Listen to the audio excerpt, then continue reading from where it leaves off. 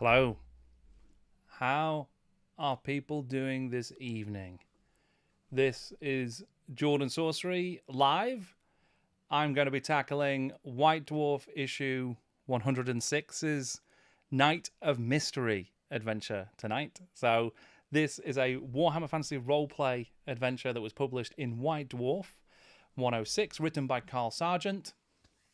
I'm going to have to ask for everybody to bear with me on this one, because I thought I was super well prepared, by which I meant I'd created the live stream and I'd booked it in my diary and thought, right, that's all I need to do because I'm ready to go.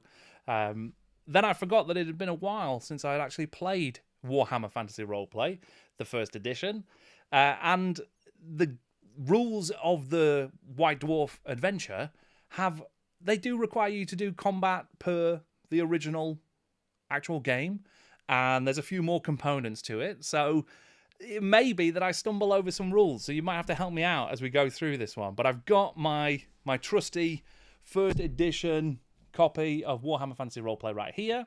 I also have my copy of White Dwarf 106, and I am raring to go. So let's hope that we make it through and I'm able to complete this solitaire adventure for Warhammer Fantasy Roleplay. So I will also say that Martha is around somewhere in the room. I think she's asleep. So she may yet join us, a monster that strikes in the middle of the adventure. Sounds about right. So hopefully we get a little guest visit later on.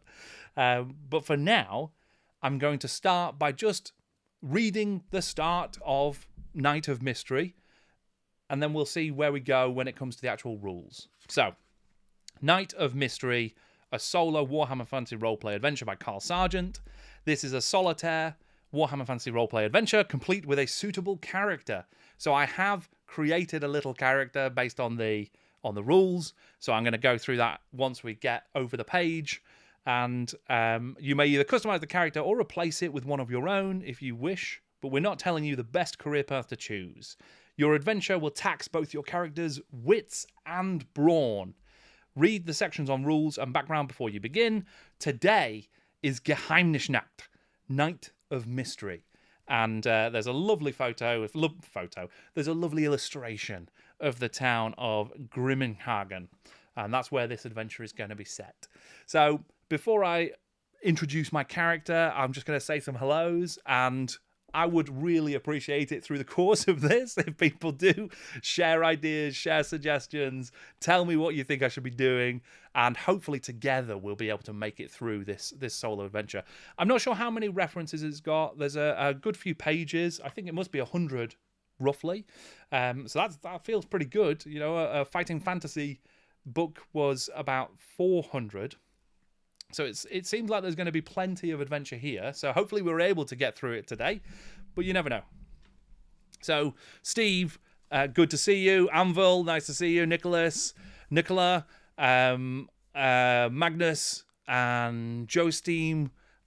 I think Margaret, hello. So yeah, we've got a good number of folks in the chat. I think there's a few more watching, so that's great. So that's very exciting. Like I say, I'm gonna need your help. I'm gonna need your assistance as we go through. Margaret, you said Tamarkan, Gesundheit. I mean, Tamarkan doesn't feature in this one, I don't think. Although there is a certain look of. Obviously, we've got a Nurgle, Greater Demon, Great Unclean one on the cover of 106, which is a great piece of work by Dave Gallagher. I think did that cover, which is lovely. Steve, we've got another Steve in the chat. Steve Kearns, hi, how are you doing? And hopefully we get a few more folks in as we go. at the end of this chat, I'm going to share some cool news about what I'll be doing next week at this same time slot. I've got another live stream planned, which I think is going to be really good fun, with a little special surprise as well. Something similar, but a little bit different. So, yeah, very much looking forward to that. Prestige P, Aztec, Jez, good evening. Hello, everybody. Thanks for joining. Right. I'm going to talk about my character now, and then we can get involved. So, the character is something of a jack of all trades. Basically, a warrior who has spent a little time in roguish pursuits. Colourful background has given me a rather more brains and social refinement than the usual warrior. So we got a little bit of everything, a nice jack-of-all-trades character, so that makes a lot of sense, that's good. And then you get a starting stat line, and then you also get some skills that you can use as basic starter skills. So you get dodge, night vision, read write, and strike mighty blow. You can then choose to either be very resilient, so you've got a greater toughness, or you can choose to be very strong. Now, I've already chosen very strong, so I've added 1 to my strength, and then you can also choose to add either silent move urban or silent move rural to your skills. I have added silent move rural. So I'm going to introduce my character, who is Bart Breadcake. He is a warrior who has plied his trade, a mercenary who's been back and forth across the Empire and the borders of the Empire, doing plenty of different odd jobs. Never the lead, never the hero. He's always the guy in the back. He gets involved in the fighting, but he's not the best. So he manages to make his way through, but that's more or less it. You can see I've spared no expense when it came to creating this character sheet. It's not just an Excel spreadsheet. This is the real deal. Lots of money spent on that one to make sure that it looks as good as possible for this adventure. But I've already added my skills. There is another skill that you get to add as well, which is either blather or bribery. So I've gone for bribery with this character. And we also have luck, which I forgot to write. I mean, that's unlucky. I forgot to write it onto my list of skills. So evidently, that's going to prove that I'm going to regret that, I think, once we get into it, that I've forgotten that I've got luck. So let's try and remember. If the opportunity comes up where I think I should be using my luck, which I can use 3 times in the adventure, don't forget to shout out and just let me know so that we can make sure that I do get the most out of that. And I'll try and keep track. I've got loads of dice. I've got a load of nice purple dice. I've got some lovely pink dice that I've got to roll here for my D100s and my D6s. So I've got lots of stuff here to roll. And forgive me if it looks like I'm not paying attention to the chat, because I've not set myself up in the best way in terms of having the actual White Dwarf ready to read, so it's down below me, so that's why I'm looking down a lot of the time, so you'll have to bear with me on that one. But I think we've got a number of other people have joined as well. So we've got Grimbolgi, hello, Richard, Minimum 2000, Jay, yes, hello, welcome. Oh, and Detlef and Genevieve say hello. Your cats, that's lovely. Yeah, fantastic name for cats, I think. That's so good. I'm not going to say they're better than my cats' names, which is Hank and Martha, of course. But Detlef and Genevieve, very, very good names, I think. Okay, and yes, Prestige, thank you for that look. I appreciate it greatly. So, you also have some trappings, which I also haven't written down on my fancy spreadsheet, character sheet. So I will have to try and remember these. I have a sword, a dagger, a shield, a mail shirt, mail leggings, a helmet, a purse with 7 gold crowns, 6 silver shillings, and small change in brass pennies, enough for a drink or 2. And a pack with a couple of pans, plates, bedroll, and similar everyday items. So I think we're basically in the position of having all the sort of standard adventurer's gear. So I think that's going to be all right. Nicholas, yes, the replay of this is going to be available, so the VOD will just stay on the channel. So if you miss any of it, or you enjoy this adventure so much that you want to come back and watch it again, or you want to learn from my many mistakes, then yeah, you will be able to watch this after the fact on the channel, and it will be there. There's another live stream I've already done around Christmas time, I think it was. Doesn't feel as long ago as that, but that is an age since I was last live. That one was Tasks of Tantalon, which was the Steve Jackson puzzle quest book, which is fantastic. It's a lot of illustrations. Every single page is a double page spread where you get a little bit of the quest and you get a really intricate piece of artwork that has riddles and puzzles all hidden away within it. Very much like Masquerade by Kit Williams. There was also The Casket of Souls by Ian Livingstone, which is supposed to be impossible. I have it, but I've never tried it. But Tasks of Tantalon was a lot of fun. I would love to come back to that at some point, but I've just not been able to find the time. And this one, WFRP solo play, felt like just too good an idea, too good an opportunity to skip when I came back across it after many years. So I've never completed this one before. I've never played through this adventure before. I think it was always one of these things where you see it in White Dwarf and you're like, oh, I'll get round to sitting down to do that at some point, and then always forget, always move on to something else. So plenty of good gear. Anvil, being able to read, write, and in possession of multiple gold crowns. You're part of the bourgeoisie. Yeah, in WFRP, I'm doing pretty well for myself, to be fair.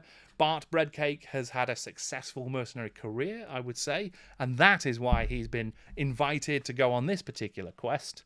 It also turns out that I have a magical ring made of brass.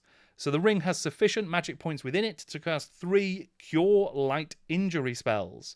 You may use the ring at any time, but if you use it during a combat, you cannot either strike, parry, or dodge a blow during that round, and your opponent will get a free strike. You must keep track of how many charges remain in the ring.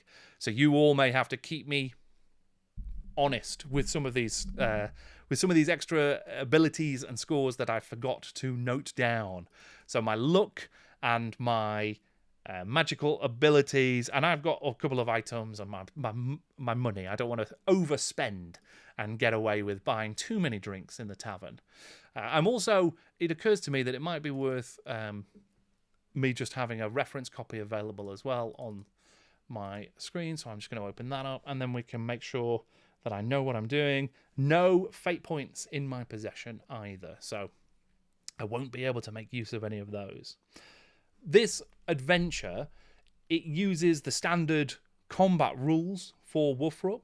So we're going to be doing its D100 for the combat, and then we have to work out where we hit, and then you do your damage based on your strength and the opponent's toughness. So it's close to Warhammer Fantasy Battle at the time, and then you can do damage. It can be very, very brutal. So you can die super, super easily.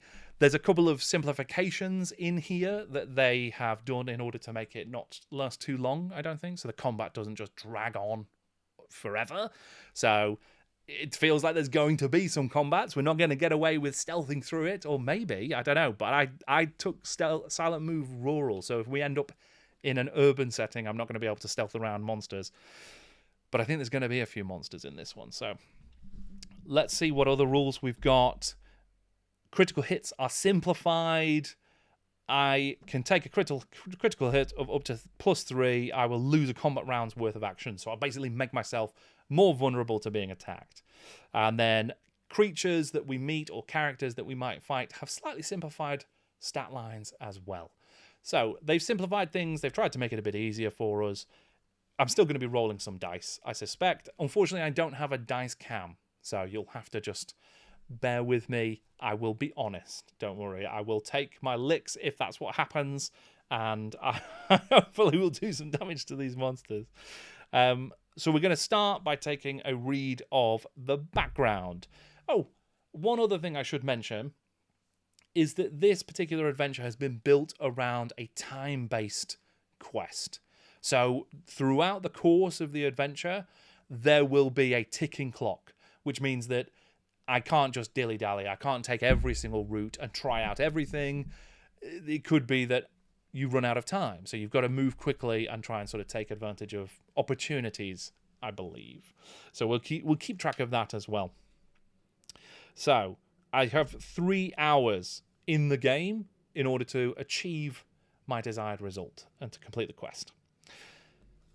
I'm going to read the background now, and then we're going to get started. So, on a balmy evening, as the last rays of the setting sun light up the land with an eerie, almost bloodied glow, I ride towards Grimminghagen.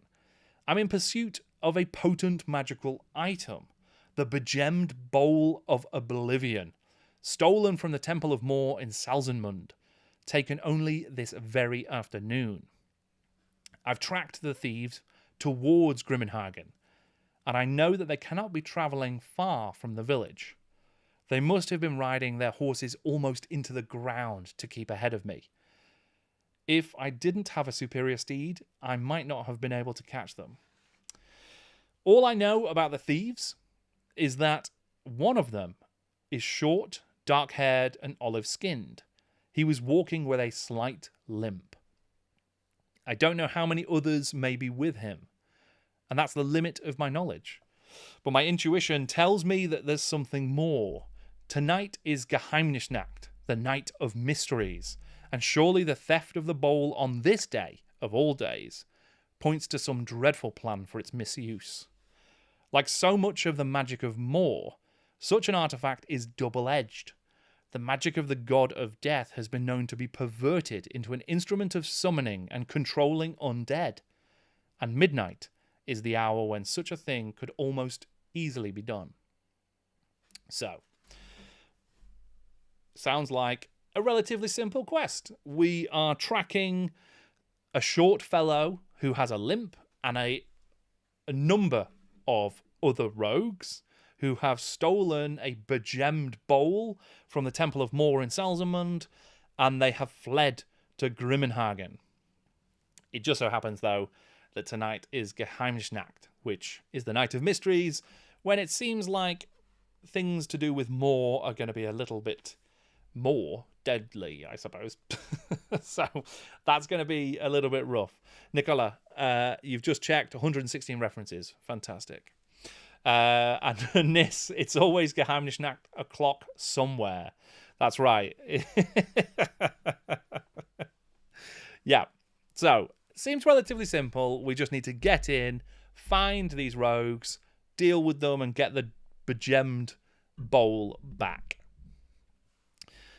You spur on your horse for the last few hundred yards to Grimminghagen. Make a listen test for a soft sound. That's fantastic, because I've immediately forgotten how to do any kind of test. I think I'm on a D100. Does anyone remember the rules for Warhammer Fantasy Roleplay? Oh my gosh. This is what happens when you go live. Anything that you've ever remembered is just completely gone. So I'm going to take a look. You're going to have to bear with me now. I should have covered it. I should have been reading ahead and made sure I knew what was coming, but I didn't. So let's just double check. Where are we? Because I don't think I have any kind of listen skill.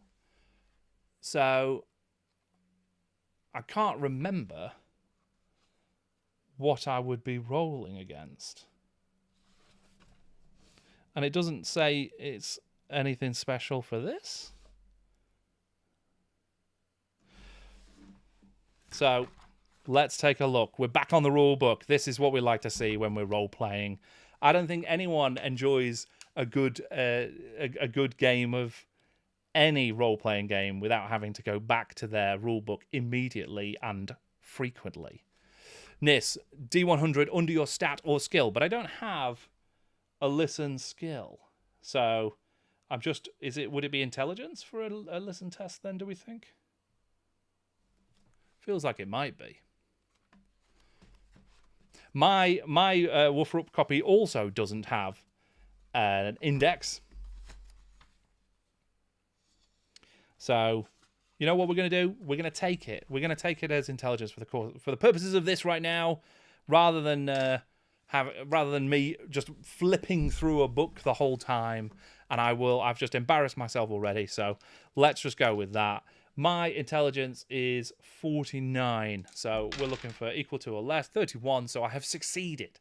So I have heard a soft sound. So I get to turn to section 20. So let's have a little look. You hear a groan, and to your right you see a bloodied human figure lying in some thick bushes just off the road. If you want to stop and investigate this, it will take time. If you want to stop, turn to 35. If you want to ignore this and ride on to Grimminghagen, turn to 114. So, do we think that we should listen to actually... Sorry, we've heard, but do we think we should go and check out what is happening? Stone Axe, you've jumped in with page 66 for the soft listen test. You might have saved my bacon. Standard tests. Oh, fantastic. This is going to be perfect. Yes, this is definitely worth having available. I'll keep hold of this. So it was a soft noise. So it was a 30. So I actually did fail it. But you know what? We're going to say, tell you what, let's balance it out and say that I used one of my luck and that is how I heard what I heard. We'll call it that way based on my own ineptitude already. But we've now heard a soft sound. We've heard a groan in the shrubs, the thick bushes just off the road. Should we stop and investigate? That's going to cost us time. And time is obviously of the essence, but we're dealing here with some dangerous rogues, I think, and who knows what they're going to be up to. And I don't like the idea of just walking past someone who might be injured or might have some information. I kind of feel like the right thing to do here is to stop and investigate. So I think I can maybe spend some of my time. So I'm going to do that. I think let's do it. We're going to be turning to section 35. Let's see what we find in the thick bushes. The man is obviously near death, hacked by edged weapons, with a hideous bloodied gash in his ribcage. It takes 10 minutes to deal with him. Though coughing up blood, he struggles to tell you that he was ridden down and attacked by 2 men on horseback. One of the riders was short and dark, the other tall and blonde. They then rode off to Grimminghagen, leaving him for dead. The man then coughs up a gob of dark blood and breathes his last. Maybe there are just 2 of them then. If I want to search the dead man, turn to 70. Otherwise, remount and ride on to the village. Okay. So, we have got... I've spent my 10 minutes. I've cost 10 minutes, which I'm going to keep track of. I'm going to do my best to keep track of. So, people may have to help me out when it comes to the time, because I feel like I'm going to miscount that at some point. But yes, we've spent that. I think, given that we're now here, should we search him? I know there's some difference of opinion about whether or not we should have rushed or we should have investigated. Having investigated, do I now take that information that I've gotten, so I know that there were 2 of them at least, or should I stick around and have a little search? I mean, it does feel like a good bit of looting is worth doing. That seems to be what people are suggesting. Search, loot the corpses whilst I'm here. Might as well search now, given that I stuck around. So yeah, okay, let's do it. So we're going to go to 70. We're going to see what we can find on his body. It takes 5 minutes to find a pouch with 3 gold coins and 16 silver shillings on the corpse, which I take and add to my money total. Okay. So I've got some extra gold crowns. I mean, 3 gold crowns is not bad at all. But it did cost me another 5 minutes, which not ideal, I would say. So I have spent, a good amount of time here.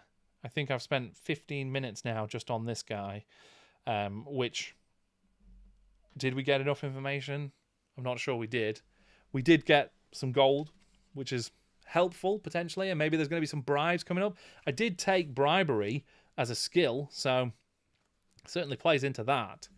Let's go for 114, which is the next section we have to turn to. The first thing I do as I ride into the little village of Grimminghagen is to stable my horse. So I head for the stables. Okay, turn to 25. So we're straight over to the next section. What do we find at 25? The stables are attended only by Wilhelm, the local stable lad. His master is, it seems, getting blind drunk at home. I may spend 5 minutes stabling the horse. No, I do spend 5 minutes stabling the horse, forgive me. Young Wilhelm seems very upset and fearful. I can spend a little time trying to gain his trust and talking to him, or I can find somewhere else in the village to check. So another 5 minutes spent. So we're burning through time over here, which isn't ideal. Wilhelm seems a little bit cagey. He's only the local stable lad. Seems very upset and fearful. That could be that he's had some sort of encounter with the rogues, or it could be that he's just, he's just the stable lad and he doesn't really know much of anything, and he just isn't happy to be out and about on Geheimnisnacht. It's probably not the evening shift that you want to do, I suspect. You probably want to be home safe and having a drink rather than hanging around dealing with strangers and stabling horses on a night such as this. I don't know. What do we think? Is it worth spending yet more time talking to Wilhelm and seeing if he knows anything? Yeah, I mean, it's not... I don't know if he's going to know much. Anvil, you're saying, honestly, following these people seems pretty profitable. Forget about the bowl, just pick up their leavings. Yeah, I mean, assuming they're killing their way through the Grimminghagen area and the environment around it, and there's plenty of people to loot, that seems fine until we get to midnight, at which point I'm guessing an army of the dead is going to rise up, and all of those people I just looted are going to come knocking on my door asking for their money back, I suspect. So I don't want to leave it too long, and I don't want to loot too many of these bodies. But Wilhelm, stable lad, could know something. We've got, Anvil, it's Geheimnisnacht. Of course, he's not feeling too comfy. Nicola, you're saying, ask Wilhelm. Nis, he's likely been threatened to silence. Devcon, to be fair, this is the old Warhammer world. Wilhelm being wary of strangers is probably healthy for him. 100%. Yeah. You absolutely do not want him to... You wouldn't be best mates with everybody, I suspect, if you lived in the old world. Or even the recent one, because I think Warhammer is a very deadly world in which to live in. Okay. Anvil, just bribe the undead. I think that's good advice. If I had the kind of magical trinkets that I think they're in the market for, but I suspect gold isn't going to be that much use to them once they've come back from the dead. But we'll see. I think we will see. See if I can use that later on. I think let's chat. Let's chat to Willem. Let's see if he knows anything, and then we can see if he can guide us anywhere else. So I can chat to him by turning to 73, by trying to gain his trust. So let's see what we see. We spend 5 minutes trying to calm and reassure the stable lad, but he won't talk. Make an observe test with a +10 modifier. If I'm successful, turn to 111. If I fail, I'll have to give up with young Wilhelm and try elsewhere, and turn to page 90. So first things first, we've lost another 5 minutes. So, yeah, we're burning through the old time right here. I think let's take a look at giving this observe test. So what have we got? It's just purely initiative. So let's roll it up. Let's get my dice. So we're going on initiative, which is... Is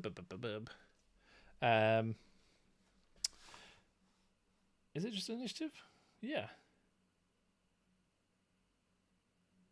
I'm just checking. Yeah, initiative. Okay.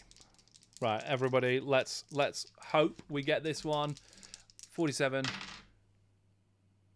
So I got 33, so success. I'm just double checking that's actually, I think it's the other way around, isn't it? Int is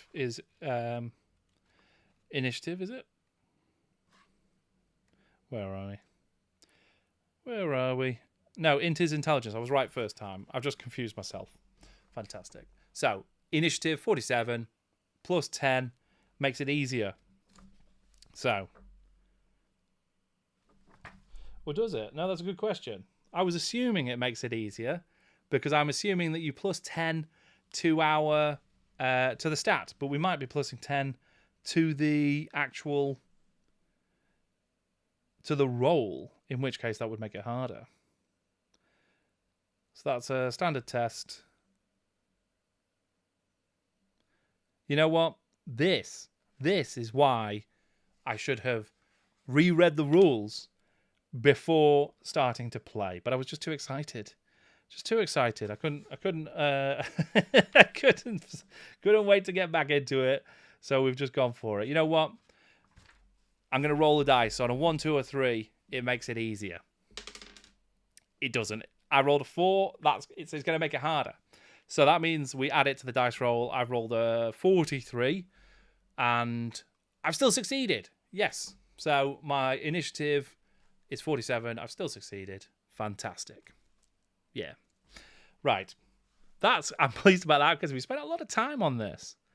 So I get to turn to 111. Jay, yeah, you were asking if knowledge of WFRP rules are assumed in the article. They are indeed, which is where I'm falling down because I haven't played WFRP First Edition in a long time. I think, it's interesting that I guess it's still trying to sell WFRP as a system, right? So it's not going to be, if they simplify it too much, then it's just a fighting fantasy adventure. So they've obviously had to retain some of the skills, some of that sort of stuff. Makes perfect sense, but it does mean that if you're not as familiar as you once were, or if you haven't got the rules to hand, then you're going to be in trouble. But we've got 111. You spot that 2 of the horses stabled here are still lathered and clearly fatigued. You know your horse flesh. You point this out to Wilhelm and say forcefully that you want to know whose horses they are. Make a fellowship test and add half your leadership score to this. This affects how commanding you sound. If you are successful with the D100 roll, turn to 44. If you fail, Wilhelm will say nothing. Right. My fellowship is only 41. So I'm gonna need a very good roll on this one. Because I'm going to be adding my leadership score to this.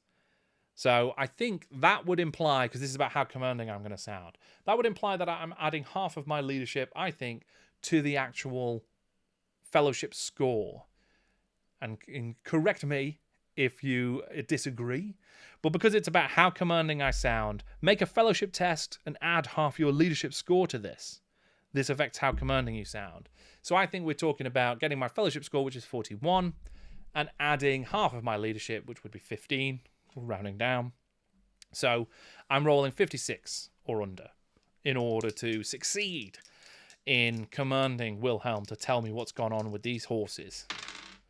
I have rolled 66, which means I have failed, no matter what the score, whether or not we add leadership and half or not. So I failed that. So this is a worry because now it feels like we've just wasted a load of time and probably, we might not have actually succeeded here in finding out any information. 90. I have some idea of Grimminghagen's layout, having been here before. There is no sign of the thieves, and we'll have to start checking for them. There are various places that we can visit to make our inquiries.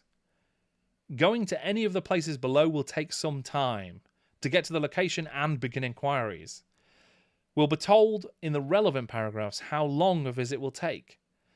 I must make a note of my timekeeping each time I move to a new location, unless I'm told otherwise. There is no point visiting any location more than once, so keep a record of where you have been. Do I want to try asking one of the locals in the streets? Going to the village herbalist? Going to the Slumbernacht hostelry? Going to the Grey Witch Inn? Going to the Gibbet Inn? going to the Temple of Moor or going to the local militia house. Right. So we finally made it to the actual village itself. We didn't really get an awful lot from Wilhelm. Feels like a bit of a waste of time there. I think we took maybe 15 or 20 minutes on that, which wasn't ideal. We do know that the horses are here, so it feels like the rogues have arrived and gone somewhere. Now we just need to make a call. Are we going to ask the locals in the streets? Are we going to go to the village herbalist? Are we going to go to the Slumbernacht hostelry, the Grey Watch Inn, the Gibbet Inn, the Temple of Moor, or the local militia house? Now, part of me wants to go to the Temple of Moor to see if there's anything there. It feels like, would you steal from one Temple of Moor and then take it to another Temple of Moor? Maybe if these rogues were going to do some kind of spell. And I can certainly imagine a climactic encounter in a Temple of Moor whilst there's a ritual. Kind of feels like the sort of thing that could happen. It doesn't seem like it would make sense to just wander around and speak to people on the streets. I think that's a bit too... Yeah, it feels like that's a bit of a waste, but the inns do feel like the way to go. The village herbalist doesn't really feel like the place to go. It's interesting that that's in the list. It does suggest that there might be something that they know. But yeah, I don't think that that's really the first place I would consider going to. So I would say one of the inns, either the Slumbernacht hostelry, the Grey Watch Inn, or the Gibbet Inn. I think there's a few people who are suggesting that we go into the inns. Jez, we're minted. Let's go to the pub and blow it all. Yeah, I mean, I'm not against spending some coin if we can go to one of these. If we can go to one of the hostelries and we can buy a drink or two. So yeah, it definitely feels like one of the inns or the hostelry. There was the militia house as well, but it doesn't feel like that's the way to go. So I think we leave that option as well. So it's either going to be the Gibbet, the Grey Watch, or the Slumbernacht. I think that, Anvil, you're suggesting the Gibbet because that sounds appropriately shady. Yeah, I mean, that sounds right. Nicola, you've said you vote 2. Minimum, you're saying go to the inn. Makes perfect sense. Anvil, Slumbernacht offends me with the language mixing. Right, fair enough. So we're going to go for one of the inns. It seems like Gibbet's the only one that's been sort of recommended right now. So let's go to the Gibbet then. Let's start there. And there's been a couple of notes just about the language. DevCon, I haven't played WFRP for ages. This is making me try to remember the rules. If I recall, a +10 makes it easier, but I'm not too certain. Nis, you're saying that you add it to the stat, making it easier. Yeah, okay. I think let's go with that as our rule for this adventure. And then I'll go and as I always do in a role-playing game, every single session, take a note of all of the rules that I got wrong or that I've forgotten, and then I go and spend a couple of hours after the game having to do my homework and my revision, because they'll definitely come up again next time, along with 20 other rules that I've also forgotten. So we're going to go to the Gibbet. Oh, and DevCon, you're saying, okay, I just checked my old WFRP book. Modifiers to a skill roll apply to the skill stats, not the die roll. Thus, a +10 modifier means it's easier. Okay, fantastic. Yep, that's great. And Jetta, you're confirming that as well. Fantastic. And we've got another vote from Joe Steam, for the Gibbet. So the Gibbet it is. Turn to page 81. You stride off into the encroaching gloom towards the Gibbet.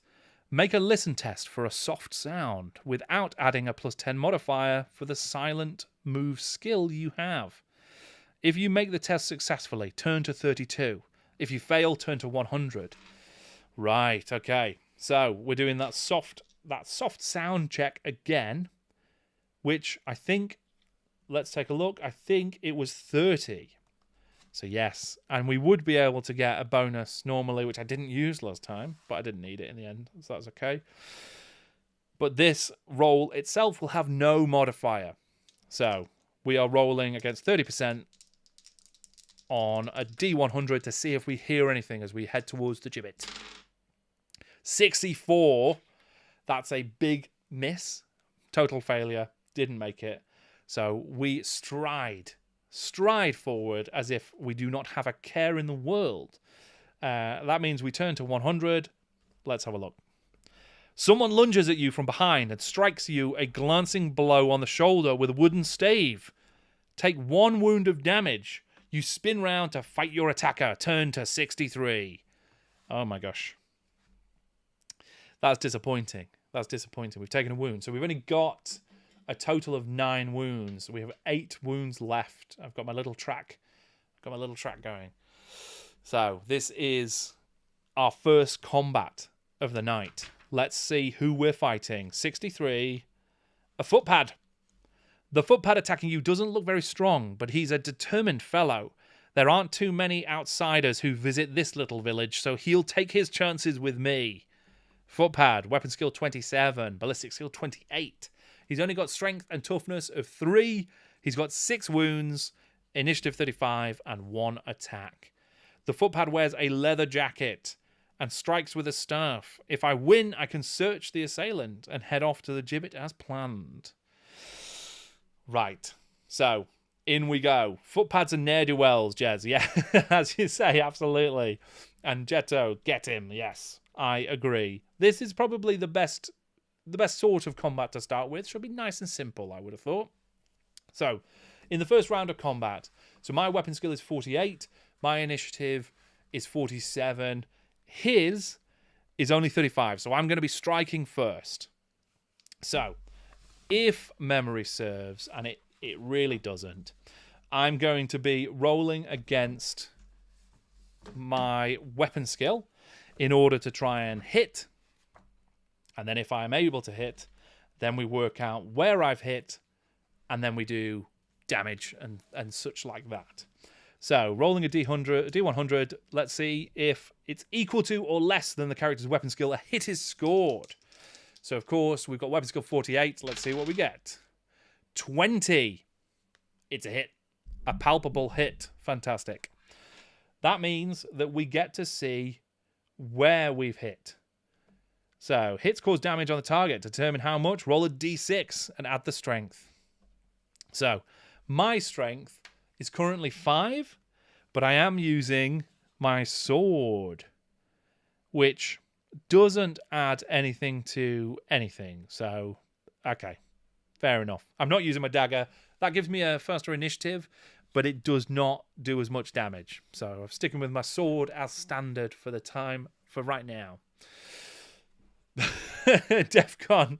So you're saying head crit flies off in a random direction to 2d6 feet away. Wow. Okay, I mean that's definitely what you want to go for, right? That's what you'd love to get.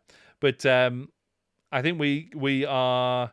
Oh yes, yeah, because we do it the other way around. I think the details in the combat procedure in the game are actually the wrong way around. But yeah, you flip what you've scored on the dice. You flip the 2 digits round, and that tells you where you've hit. So as Nis says, 2-0 becomes 0-2, which means that it's a headshot. We've hit him in the head. So that's fantastic. And Jez, you're right. Strike Mighty Blow. Does anyone remember what Strike Mighty Blow does?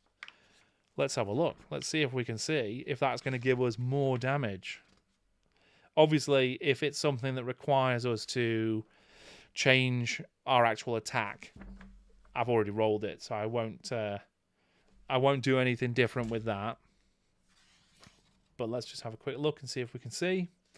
Again, this is why you always want to check your rules before you start playing instead of what I've done. I'm going to do... Oh, Nis, you've got my back. Again, D6 plus 6 damage in total. Fantastic, that sounds good. So, determine how much to determine how much damage on the target, we roll a D6 and add the attacker's strength and deduct the victim's toughness.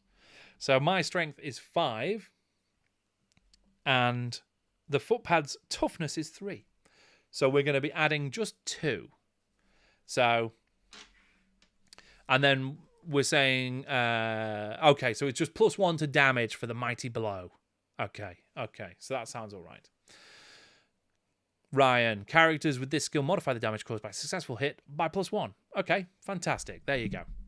So we're rolling the D6 to see how much damage we've done because we've hit his head. We've done 1 damage. After all that, after reading 20 different pages and looking for all the different stuff, a roll of a 1, a natural 1, fantastic.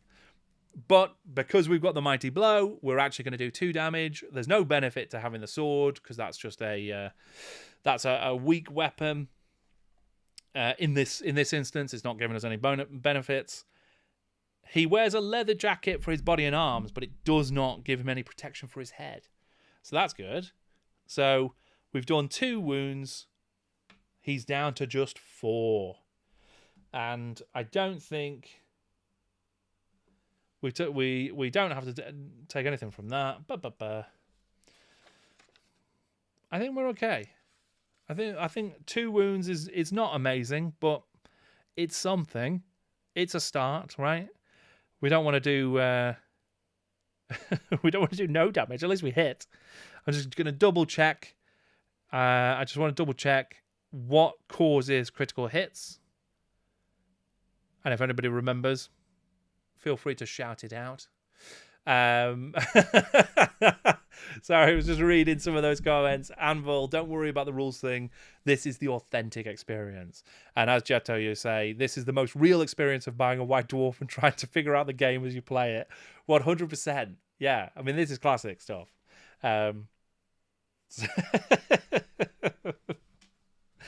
You've got to trust me. I've played Wolfrup before many times, but there's always somebody else to tell you what you need to roll. And that's always great. so all the rules have just flowed out of my mind. This happens with most games. I have to apologize. I always forget every rule. But we're back. We're all right. We've done 2 damage. Now he's going to attack us back. So that's going to be crits on 0 wounds. Fantastic. That's great. Doubles on a success, says Magnus. Okay, so there's a couple of potentials there. We've got a roll now for the footpad. Sean, hello, how you doing? Very good here. We're just in combat with a footpad, and we're getting into it. Magnus, you're saying that 11 or 22 or 33 would give us a critical hit. That's fantastic.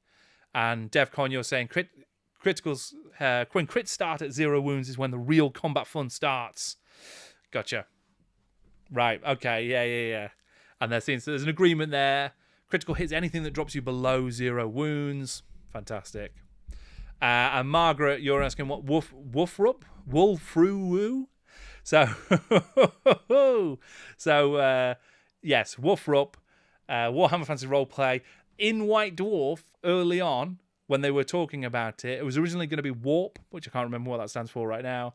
But Wolfrup, they literally spell it out phonetically, and they say, this is how you pronounce Warhammer Fantasy Roleplay, the acronym, Wolfrup. So I'm confident. I've lived my life calling it Wolfrup, and I'm happy with that because I've got White Dwarf's blessing. Anvil, your memory of the dark matter rules is also real spotty. No worries. That feels, my friend, like a little bit of sass about my inability to remember the difference between dark future and dark matter. That's what I suspect that's about. And I've just recorded a video earlier today all about dark future that's going to be coming out this Friday. So that's something that people might be looking forward to. I don't know. Dark Future, classic GW game about car combat. Very exciting stuff. I really like the world of Dark Future. And I can't help but say Dark Matter every single time because Dark Matter is just seared into my brain as a game that I've loved my entire life. A role-playing game that is just an absolute classic. So I just default to it every single time. So... and Anvil sass. I'm never sassy, nor do I joke. I'm not buying that. I'm not buying that. Margaret, no worries. And Magnus, gee, I'm confusing you. Doubles are critical success. Right, I get you. Okay. So doubles are the critical success, and then critical hits are what we get when we reduce anybody down below 0 wounds. That's what I'm taking it as for now. I'm going to be honest. I don't think there's any chance we're going to need to worry about that because I don't think I'm going to get lucky enough to roll it. I think we're not going to be anywhere near any critical hits or critical wounds or anything of the kind. I think what we're going to be talking about here are some dodgy Was some really bad dice rolls. That's what I suspect. Right. The footpad's going to strike me back. I've been keeping him. I've been dancing around him. I've been telling him the story of Dark Future and Dark Matter. And now he's going to go for his strike. So let's see what he gets. His weapon skill is 27. So let's see if he can hit me. He has rolled 79. So no, he has missed. So that is fantastic. That's a good result for us. We didn't want to get struck by him. So I feel pretty positive about that. We could do stuff like charging and dodging. There's a few sort of combat maneuvers you can do. I think we just stick with just slicing and dicing. So I'm quite happy to just do another strike, another round. Let's see what we get. Our weapon skill, 48. So let's roll it up, and we are looking for less than 48. 81. I'm sorry to say. I'm just going to double check and see if that's lower than 48. It is not lower. We've missed. We've missed on that. Not a successful roll. Disappointing. Nostalgia Hammer Hobbies.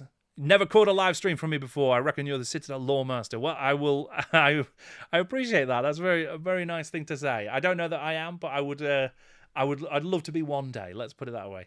And I don't actually live stream all that often, so you've not missed a lot. This is me trying to get better at live streaming and hoping that I can, live stream and make some sense, and for it to be fun and for people to want to watch some of this random nonsense. I'm having fun, so I think that's what's important, at least half of it. Stone Axe Tabletop Gaming. I played in a Dark Future tournament back in the day at Friar Lane GW. It didn't end well. The combatant who causes the most damage in a round gets +10 to hit in the next round. Page 119. Okay. For a second, I thought you were talking about... I thought we were talking Dark Future there, and that was what happened in the end of your Dark Future game at Friar Lane. But I see that we've stepped back into combat rounds here in WFRP 119. Let's have a look. So we're saying that because I did... Oh, yeah, so I would have got +10 because I did the most damage in the previous round. So, +10 attack modifier on the following round only. Now, sadly, 81 puts me so far above my stat that it's not going to make any difference there, but still worth knowing for sure. DEFCON, critical hits will happen in combat. That's how you take the opponent out of the fight. Reducing wounds to 0 doesn't incapacitate. It just opens up the crits. Nicola, I guess this is the first time I actually watch roleplay with actual proper stats. I usually go with the text only. Nis, you can't charge when you're already engaged, but you do get a +10 to hit if you cause more damage than him joining the round. Yes, fair enough. Yes. So there are different maneuvers you can do in combat, though, right? You can dodge, you can grapple normally, I think. That's not an option in this solo adventure. You can't actually grapple someone. But I think I'm right in remembering there are other things you can do besides just swipe and sort of do that stuff, I think, right? Margaret, Dark Future, the game of rear view mirror horror. In a way, although I find that it's because Dark Future is all about getting you want to be attacking the guy in front. So yeah, very much a chase game in a way. Ryan, you're thinking of fumbles when you roll a double for a failed attack, you fumble. Okay. So you were just saying to Magnus about the doubles. Okay. I think we'll cross these bridges when we get to them, because we're going to have to take we're probably going to have to take a vote on how some of it works. Or we'll roll a d6. We'll solve it with a d6, as we often do with these kinds of things. Jackal, hello. Glad you could join us. Currently fighting a footpad I have just missed. So now the footpad is going to be striking at me. Let's see what they get. 30. They have failed to hit because their weapon skill is 27. So that was just a rubbish round of combat for everybody there. I don't think nobody hit. Nothing happened as a result of that. So I think I'm right in saying that we'll just continue the combat. And we'll just go into another round. Characters winning a combat can be assumed to be forcing their opponents into a defensive posture. And that's why you get your +1. And you can also move characters back and forth based on who won. Characters who win are pressing or may press the attack on a retreating opponent. Okay. I think in the little rules section, let's just double check.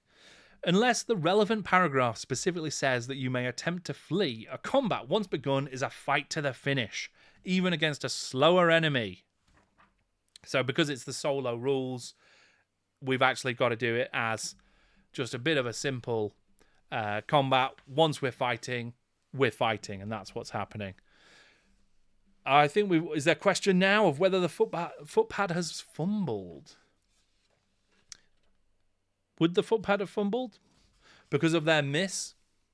Let's have a look. There's never the rules where you think the rules are going to be. Stuns, critical hits, non-humanoid opponents. Now I'm just reading out all of the sections of the book. Okay. I think let's just carry on and we'll see if I can do some damage. Roll those dice. We've got them warmed up now. So I think it's time. This is a footpad. This should be easy. This is just a random dude who we're going to attack. Ryan, you're saying if they roll doubles on a failure, that would be a fumble. Okay. What happens if we get a fumble? If I fumble or if the footpad fumbles? Then, because I'm assuming that exposes us. 84? Good grief. Another miss. Absolutely shocking. This is a footpad with very, very low stats, and I'm not able to hit them. I've done nothing in 2 rounds. Let's see if they strike back. 60. So they've also missed. So nothing happening here. So let's go for another round of combat. Let's see what we can do. Oh, okay. 4. I'll take that. That's pretty good. Although that does mean that it's going to be 40 when we get into where I've hit. But still better than nothing. So I've hit the left arm. I'm going to be rolling my D6 damage. I've done 4 damage, which is going to be +1 with my mighty blow. So that's a 5. But they've got armor. And we also need to add my strength and deduct their toughness. So my strength is 5. So we're on 9. So yeah. I think we are adding... Did we say that the mighty blow just adds to damage? So we're on 9 for the hit. And then the actual defense, the toughness from the footpad is 3. So we're going to be... we're on 9. They're on 3. So we've got 6. That means that they are reduced down to below 0 wounds. No, what am I talking about? What am I talking about, man? Yeah, that's my damage. +1. On the right. On the left arm. Yeah. Messy and rather inconvenient to alter the wound columns of the profile itself. Okay, that's fair enough. So now we need to go to the critical hit chart. Yes, of course. This is where we can chop off body parts and things like that, right? Critical hit. Here we go. Critical hit. So we're rolling. On the critical hit chart, we roll a D100. Let's see what we get. I was on, I think, because I've gone over the wounds by, 3? We're going to be on +3. So we're rolling D100 on the critical hit chart, and then we're going to apply that. We're going to take a look at the left arm and see what we actually do to them on the table. I don't know that the arm is probably going to be the best place to be doing the crit, but let's find out. We have got 21. That means we're going to be going, so if we're at +3, an 8 on the left arm. Where do we go? Where's the arm? Here we go. Your blow opens a deep wound in the arm, cutting through muscle and sinew. Anything held in the hand is dropped, and the arm is incapacitated until medical attention is received. Okay.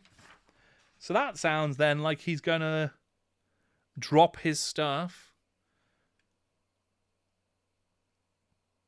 But I guess we're still going to have to keep fighting until we take him out, though, right? Because we haven't caused any sudden death. We haven't stunned him. So I guess we can try and stun him in the next round, but we'd have to strike to stun. As it is, we're just going to have to continue fighting, I think. I do remember. I mean, Nis, he drops his chai latte. Yeah, I think he was. That's why he was hanging around outside the cafe that we were heading to, the Gibbet. So yeah, he doesn't want me to have the muffins or anything like that. So I think we're gonna get him striking back, right? He must flee if able. I mean, it does say in the solo rules that they will not flee, and that combat just continues unless it specifically says that the combatant can flee. But I've got to be honest, my feeling here is that the combat is going to drag out a bit too much if we just go through all of the rounds of combat with all of the creatures. So I'm happy to say, and if people are desperate for me to continue rolling dice against this footpad who's managed to keep me occupied for a good half an hour, if everybody's happy with it, I say let's say for now we'll just take it on. We've got to critical wound. That's enough. We'll let him flee, even though the rules say he shouldn't be able to. I'm not actually playing it solo because we're all playing it together, so it's not quite a solitaire adventure. So let's keep it simple. He's run off he goes, no worries, never to be seen again. Maybe he's going to grow up to be a mighty warrior who wants to get revenge on Bart Breadcake. But until that day, he's out of our lives. So we can now head off to the Gibbet as we originally intended. Let's go to 16. The Gibbet is a down-at-heel place full of scrofulous but muscular peasants. In one corner of the room, a dwarf is fleecing the locals at a card game. The landlord, Boris Esterchen, stands with his ham-like forearms across his burly chest at the bar. You can buy a drink from the small change I have. Don't alter the money total. I spend 5 minutes just looking around to take it all in. Then, will you try talking with some locals, gambling with the dwarf, or talking with Boris the landlord? Right, let's take that 5 minutes. We're going to add that over here. I'm just going to get my totals up and see how much time we have spent so far. So I think we've spent... So we're literally on half an hour of game time has been spent. So we've still got 2.5 hours in the game in order to actually take care of this business. I do worry that we're burning through time. Fortunately, the footpad combat didn't end up being like a total waste of time. It wasn't a time sink in the end, thankfully, because I do feel like that could have gone on. That could have gone on for a long, long time. But let's see what we're going to do now that we're in the Gibbet. So, do we want to talk to Boris, the landlord, with his ham-like arms? Do we want to get involved in the gambling that the dwarf is doing? Or do we want to just talk to some of the random locals that are here? So, I wonder... I don't know, what do we think? What do we think? Should we... I mean, there's talk of there is talk of getting a drink. I do like the idea of gambling with the dwarf, I'm going to be honest. But I worry that we're going to lose a lot of time if we go to gambling. And we might need to. We might go talk to Boris, and then we have to go off and do it. But I think it looks like people are saying Boris. Let's have a chat to Boris, and then we can get a pint in.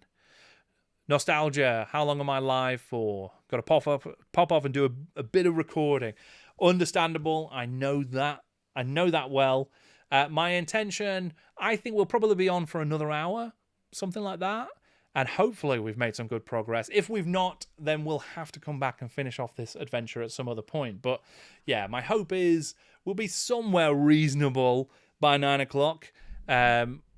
Either Bart Bread Cake will have died, or we will have succeeded, or we'll be at some suitable cliffhanger and we can come back another time and complete the quest. So let's get on with it, I suppose. I've been talking too long. We're going to go and talk to Boris, the landlord, and then we'll go and see what he knows about things.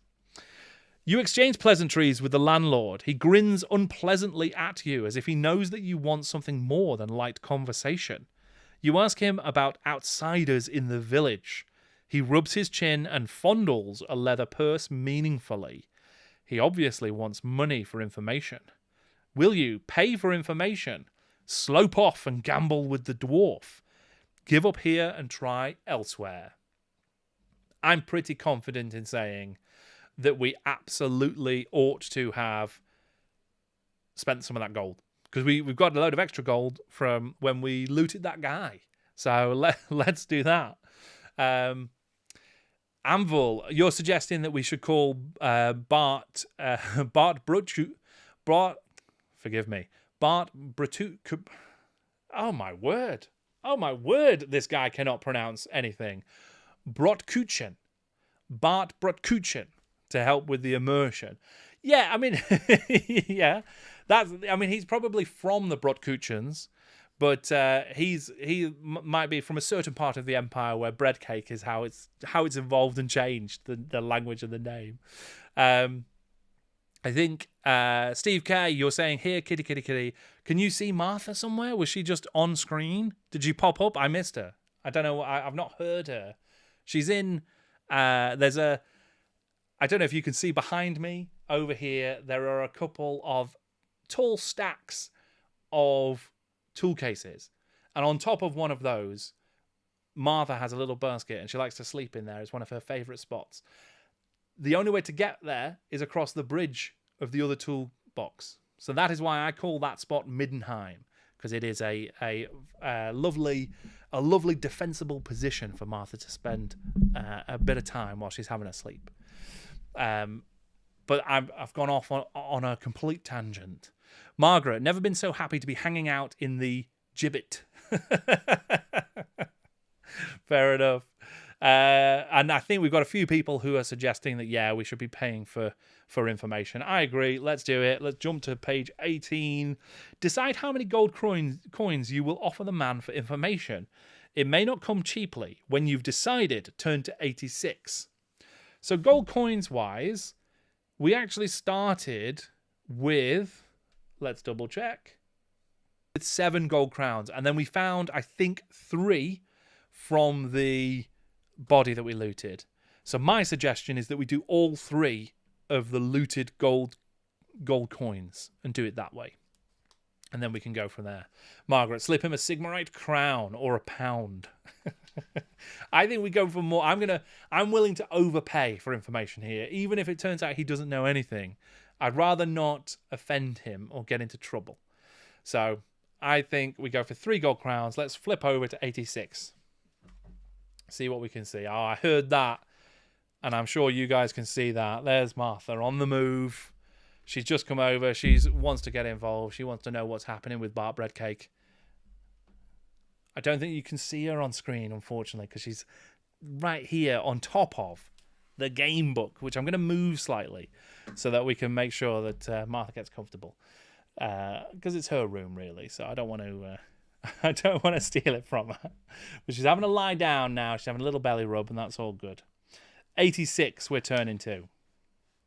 So, you have a 30% chance for success in bribing Boris for information. You can add +10 for every gold crown you offer him, and an extra +20 if you have the bribery skill. Which we do. So roll a D100 to find out whether you succeed. Low rolls succeed, and a roll of 91 plus will fail, irrespective of modifiers, due to payments or the bribery skill. Okay, So we've offered 3 gold crowns, so we're going to be plus in 30, and then there's another plus 20 for having the bribery skill, which means we've got a lovely chance of, so what was that, 3 plus 3, we've got 80. 80% is what we're trying to roll under. We have scored 57, so that's a nice, tidy success. Well worth spending those gold crowns, I think. I say that now, and I don't know what information we're actually going to get from it, but hopefully it's good. If you succeed, turn to 53. Right. What do you have for us, Boris? Well, I shouldn't tell you on my cousin, Kurt. The landlord grins evilly as he pockets the gold. But he did come in with that runt Axel, even, looking ever so pleased with himself. Left something over at the Slumbernacht hostelry in his room, so I'm told. He directs an immaculately aimed gob of mucus into a spittoon on the bar and takes a large bite out of a strip of cured pork, which looks highly unsanitary. Dare say, you get the key off old Mrs. Steinkelfelcher down the road if you wanted to be nosy. Like, if you could fool the old bat into believing you had some right to have it. He tells you where to find her.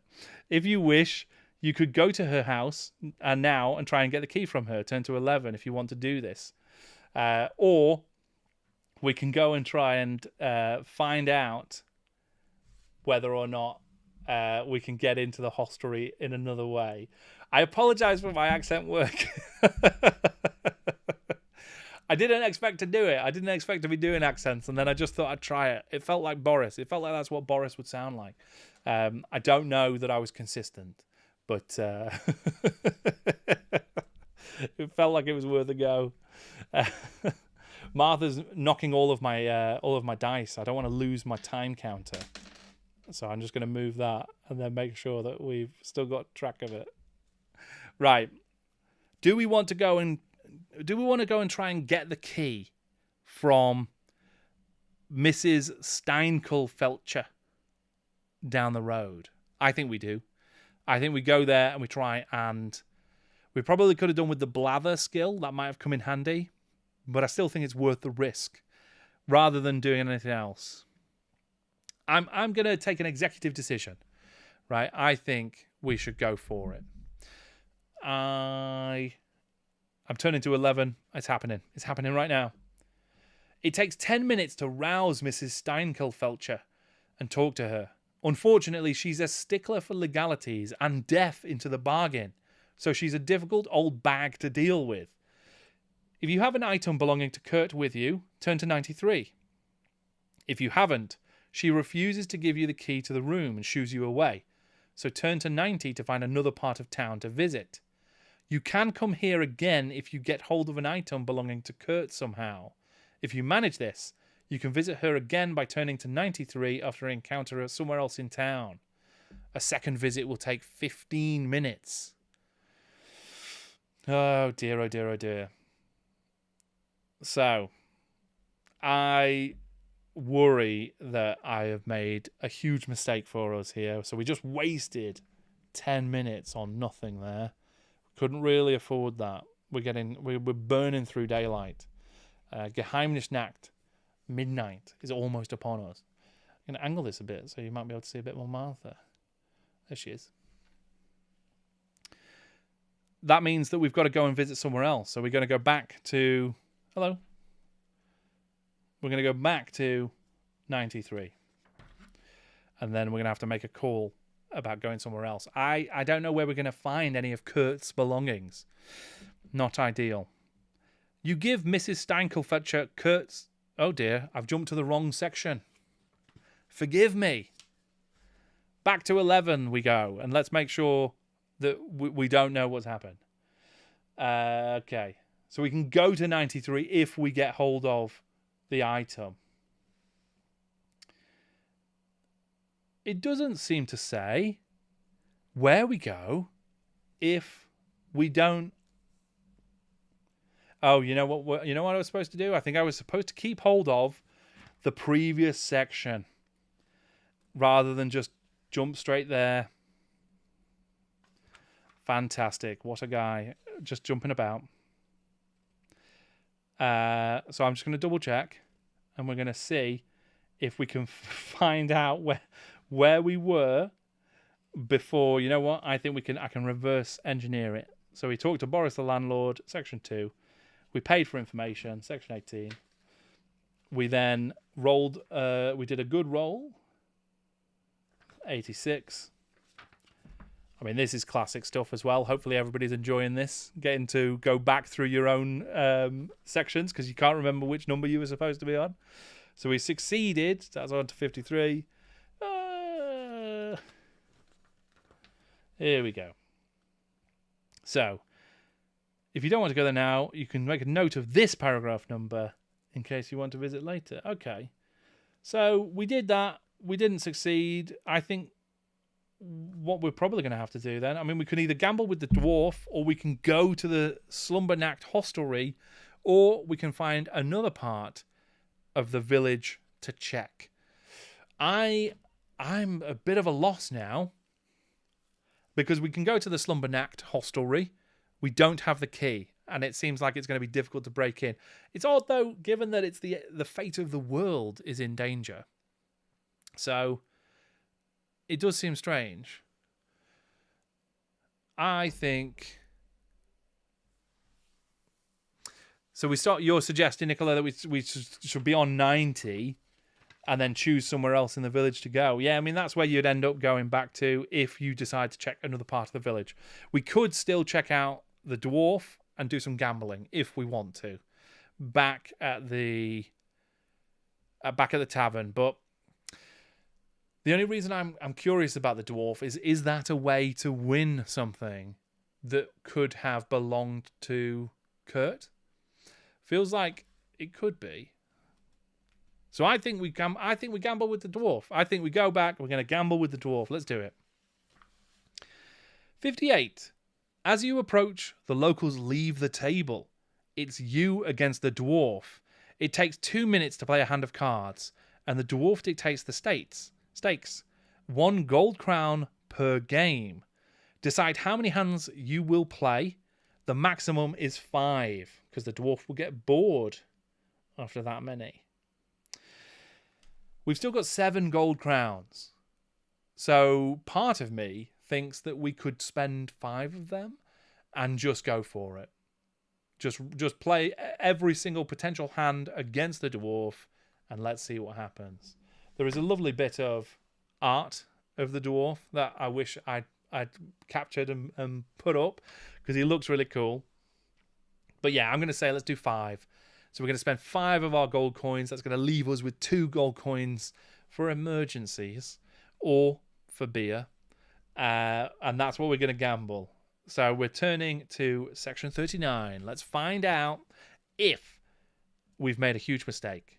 And this is collective now. You're all part of this. So if this turns out to be a terrible gambling mistake, no one stopped me. So it feels like it is, everybody's a little bit responsible. For each hand of cards, roll a D100 for yourself and a D100 and add plus 10 for the dwarf. The highest roll wins.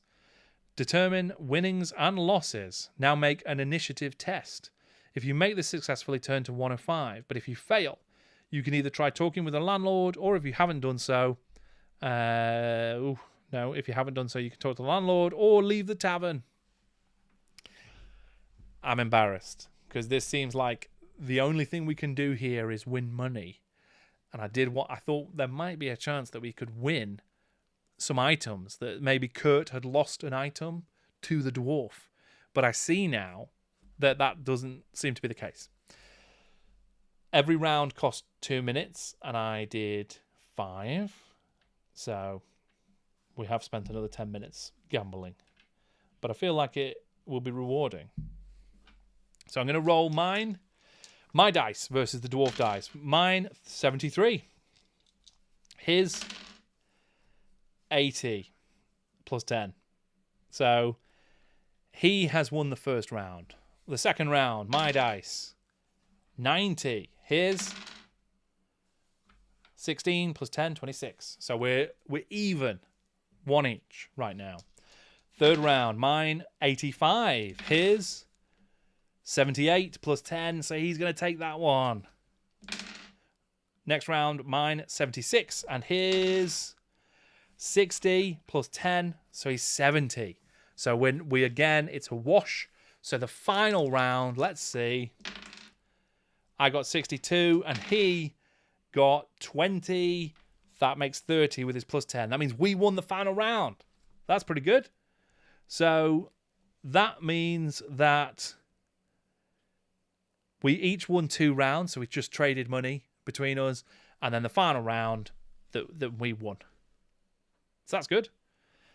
Just want to double check. What do we get?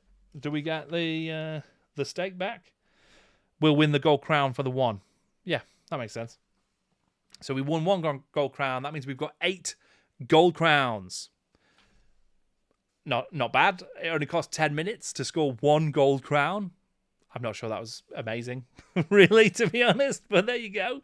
And that's all. We didn't get anything else. Initiative test. Initiative test.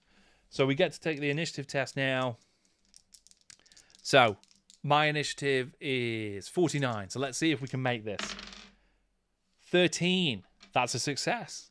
So we get to turn to 105. Let's have a look. Free Guild Joe, what a lovely story time. Thank you, Jordan. I'm sitting here with the issue, and it's true that drawing of the dwarf is lovely. He looks like Alan Moore. Yeah, I mean, yeah, I can see what you mean. It's great. I mean, the art, again, I apologize that I didn't actually get the art up on screen for this, but it's really nice. There's some lovely pieces. I need to double check who it is. It looks like it's Paul Bonner, I think. I think that's who it is. I can double check that in a bit. 105. So, the initiative success, excellent. We see the dwarf cheat with a card up his sleeve. Do you want to denounce the dwarf as a cheat, or follow him outside and take up the matter with him there? Or we can just ignore this and talk with the landlord if we haven't already done so. We can also leave and just go back on with the rest of the shenanigans. Part of me would love to call out the dwarf, but I feel like we're just going to be burning more time. And we're already running pretty short of time, I think.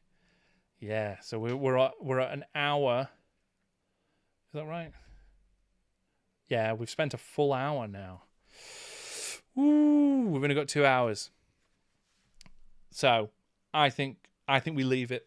I think we don't get involved with the dwarf. We won our gold crown. As you say, Ryan, slightly better than breaking even, which, is often the best odds anyway. It probably feels like the right thing to do here is to just crack on. So I'm going to suggest that we go back to page 90 and then we can take a look at other places in the town. So we can go to the Slumbernacht hostelry. We can go to the Grey Watch. We can go to the Temple of Moor, or we can go to the local militia house. And finally, the village herbalist. Do we think there's any chance... Ryan, I'm just going to let that dwarf walk all over me. It's too late. I've done it. I can't... I'm so concerned with our time now because I ended up spending so much time just playing cards that it does feel like, I'm the person who really cheated Bart Breadcake here was me by cheating him out of time. So I think, yeah, let's crack on and just we're gonna have to stomach the cheating dwarf. It's just the only way. It's the only way to go. Village herbalist, it sticks out to me as such an interesting one. Why would that be an option? But I wonder about the Temple of Moor. Okay, tell me, do you think we should go to the Temple of Moor, or do you think we should go to the village herbalist? I'm going to take a quick drink whilst you all consider this, and then we can decide.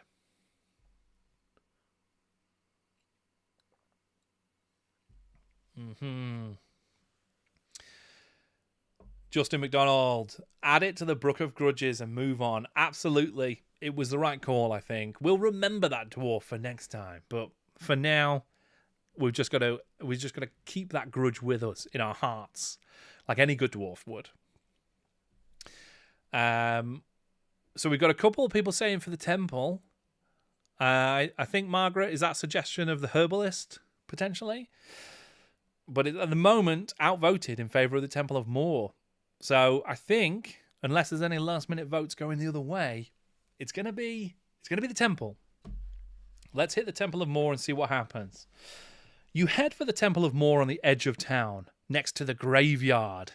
It takes 10 minutes to reach it. There is light streaming through the open door of the small chapel, which is surprising given the lateness of the hour. Will you go into the chapel, walk around the chapel, checking, look around the graveyard? Well, I am curious now. There's light inside the temple. It's next to a graveyard. This feels like this is where the big finale is going to take place to me. And we may have got here early. Oh, do we think we're going to find some of these rogues inside the temple, maybe? I think it's possible. I don't want to go into the graveyard, because that feels foolish. But I do want to walk around the church, I think. Yeah, well, let's check. Let's check it. Have a little walk around, see what's what, and then we can burst in and then deal with whatever's inside. So let's walk around the temple and check. Turning over to section 10. A short distance from the chapel, you find the body of Father Albrecht. There are 2 gold crowns near the body, which you can pick up and take if you want to. The man has been killed by a sword thrust. What will you do next? Will you investigate the graveyard, enter the chapel, or assuming you haven't done it, or check somewhere else in the village? So the priest, the father, has been killed, has been taken out by a sword thrust. I think we're going to take the 2 gold. Let's do that. It's only respectful. Then we've got 8 gold at the moment, so we're up on 10 gold. So that's not bad. Who was it who said before that we should... Anvil, was it you saying we should just follow the 2 rogues around the Empire and just pick up whatever leavings, whatever loot that they leave behind? Yeah, I think that's the thing. And yeah, as you say, we might not save the world tonight, but Bart will die loaded. I think so. I think we're doing pretty well in terms of gold. So it feels like we're going to have to go inside the chapel. I don't want to go into the graveyard. I've got to be honest. I feel like it's not the right call. So I'm going to say let's go into the chapel and see who is in there. If anybody, there might be nobody in there. It might be nice and peaceful in there. We might get away with it. Is that right? Where are we going? Into the chapel. 92. Let's have a look. The chapel shows signs of a struggle. Papers, candlesticks, furniture, and ornaments are littered about everywhere. There is no sign of the initiate. Intuitively, you know that there is something you must find here. Roll a D100. If the roll allows you to make an observe test successfully, you find what you are looking for in 5 minutes. If the D100 roll is above 47, the difference is the number of minutes you spend searching.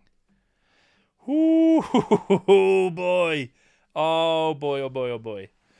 This one could get really rough. We've got luck, right? We've got 2 luck still.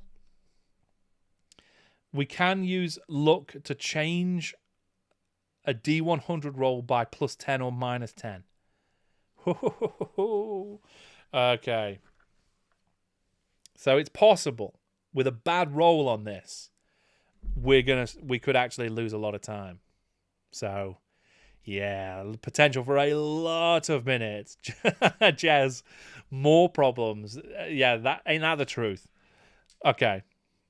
Right, I need you with me on this dice roll because this one's going to be an important one. So we need less than 47, and if we're over 47, we still need it to be as low as possible. So let's see what we get. 28! Yes! We got it. I was worried there. I thought it was going to be 80-something, but that's because I can't read dice. So it's 28. So we're good. We made it. So we spend 5 minutes looking around for what we're trying to find. That's not too bad. And that means we can turn to Page, when we find what we're looking for, turn to page 23. Fingers crossed this is something that belonged to Kurt and that will let us get into the hostelry. At last you find a scroll which marks out the village, the temple, and a circle of dots with one central pillar in the middle. This is marked the Sentinel.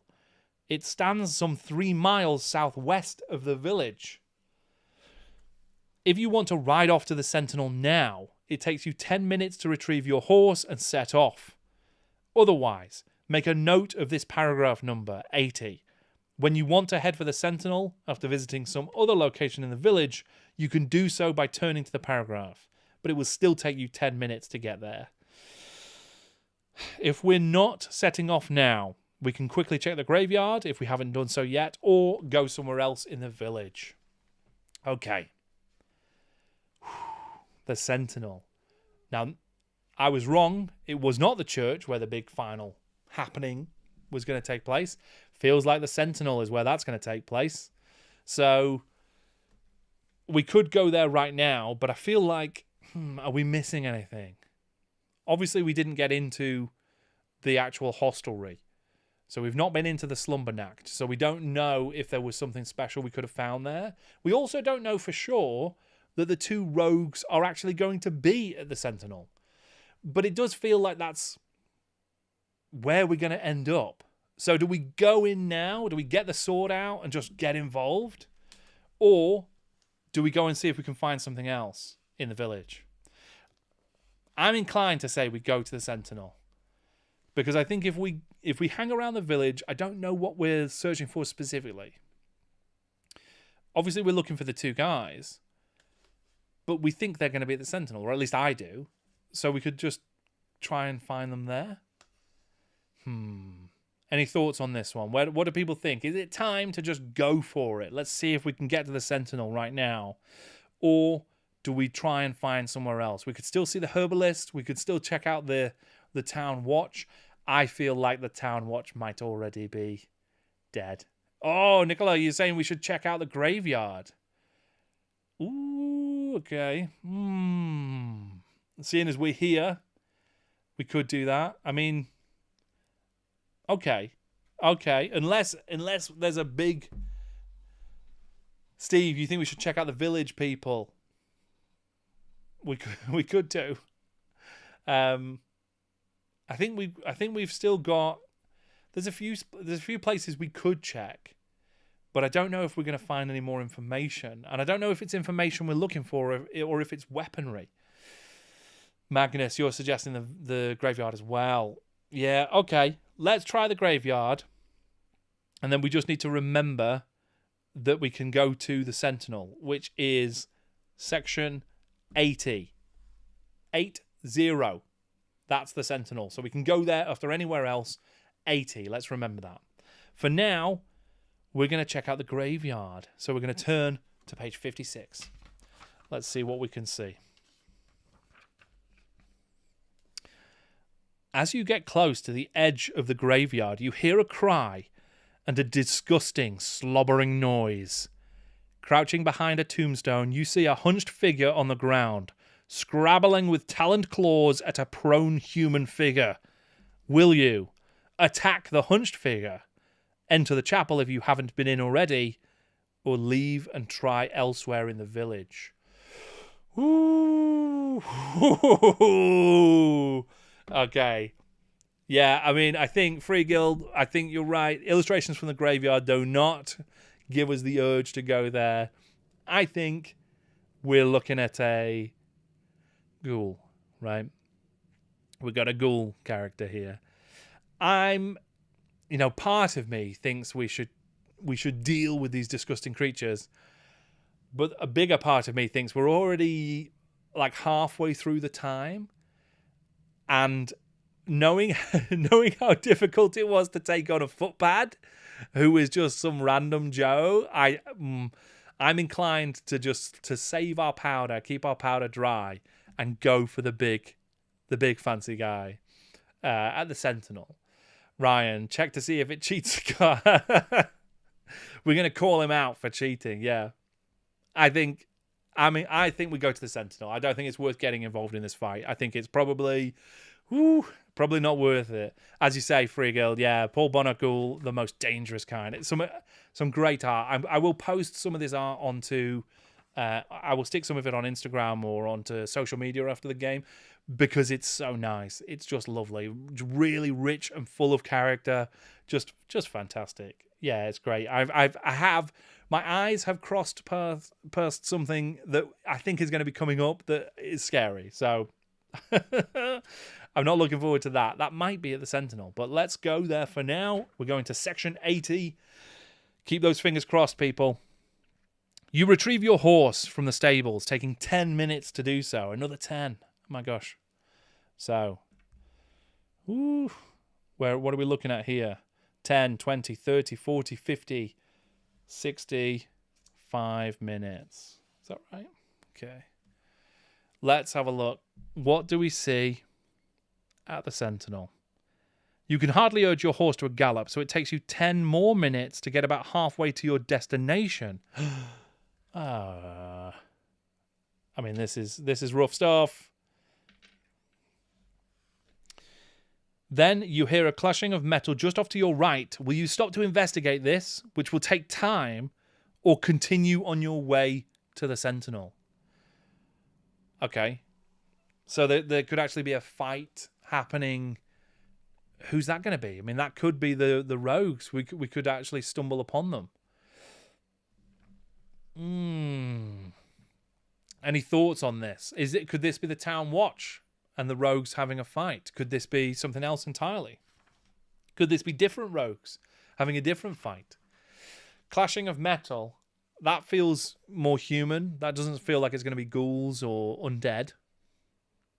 So I do wonder if do we want to get involved? Do we want to check it out? So again, it's going to be more time. Could be Beastmen. It absolutely could. Yeah, I mean, there could be any sort of dodginess here. I don't know. A part of me really wants to just ride onto the Sentinel rather than get involved in anything else. But I do think there's a risk that if we just ignore everything else, that we might miss something important. Let's go and check it out. Let's see if we can find what it is. We might not have to get involved. We might be able to skirt around and just keep an eye. So, okay. So, 69. Let's take a look. You ride up, taking 3 minutes to make your way slowly forward, and see a chainmail-clad bandit standing over a small human figure, administering the coup de grace with a dagger. You can dismount and attack the figure, or ignore him and continue on to your destination. Ooh. Right. So, a chainmail-clad bandit. Again, I'm inclined like Jez, you're saying shenanigans. Do we want to get involved with this? I mean, I don't know if do we want to be the sort of conquering hero, or do we just want to just get on with the quest and we're running out of time. I don't know if we've got time to sort of step in. Seriously, 3 minutes if it was that close to be heard. Free Guild, no choice, attack. Oh, I mean, these are the words of bravery. And I'm not saying Bart Breadcake is a coward, but he's a man on a mission, and that mission is to recover the begemmed bowl. We can't just go around getting involved in every fight. Although it's possible that if the chainmail-clad bandit could be. We know there were 2 bandits involved. Is this just a random robbery? There is someone small standing over a small figure. Could that... Oh, a small human figure. I was going to say if it was a halfling, then we would be honor bound to get involved. But it's only human. So I'm saying let's leave.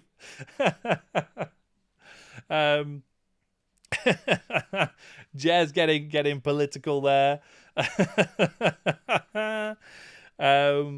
I think Magnus is right here. You're saying my players would leg it. There's no heroes in WFRP.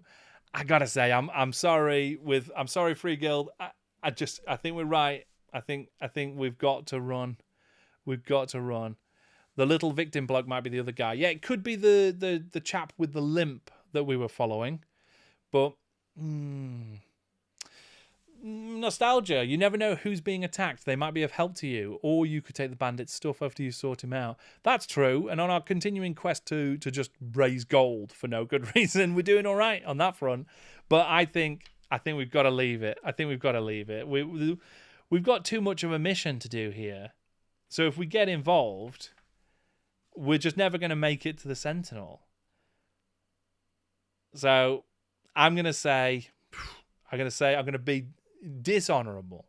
Magnus, I'm with you. Survive to run away another day. Exactly. That's what we do. That's the wise play. This is WFRP. Let's do it. We're going to run off. We're going to ignore him and continue to the destination. Turn to page 46. It had to be done. It had to be done. It takes a further 10 minutes to go on to the Sentinel. Turn to 82. We are running out of time. I feel like I'm gonna do a count because I think we've added like half an hour just on this journey. What we got? 10, 20, 30, 40, 50, 60, 70, 80, 85. So we've still got half the time, to be fair, which is surprising because I'm looking at my dice here and it looks like we've racked up loads, but it looks like we're doing all right. But we still don't want to let things get we don't want to be too lackadaisical because we don't know how long it's going to take to actually deal with this. So, 82. Let's check out the Sentinel. You approach the circle of stones, which ring the single monolithic pillar of black stone, which appears as a finger pointing accusingly to the heavens. All is still and quiet here.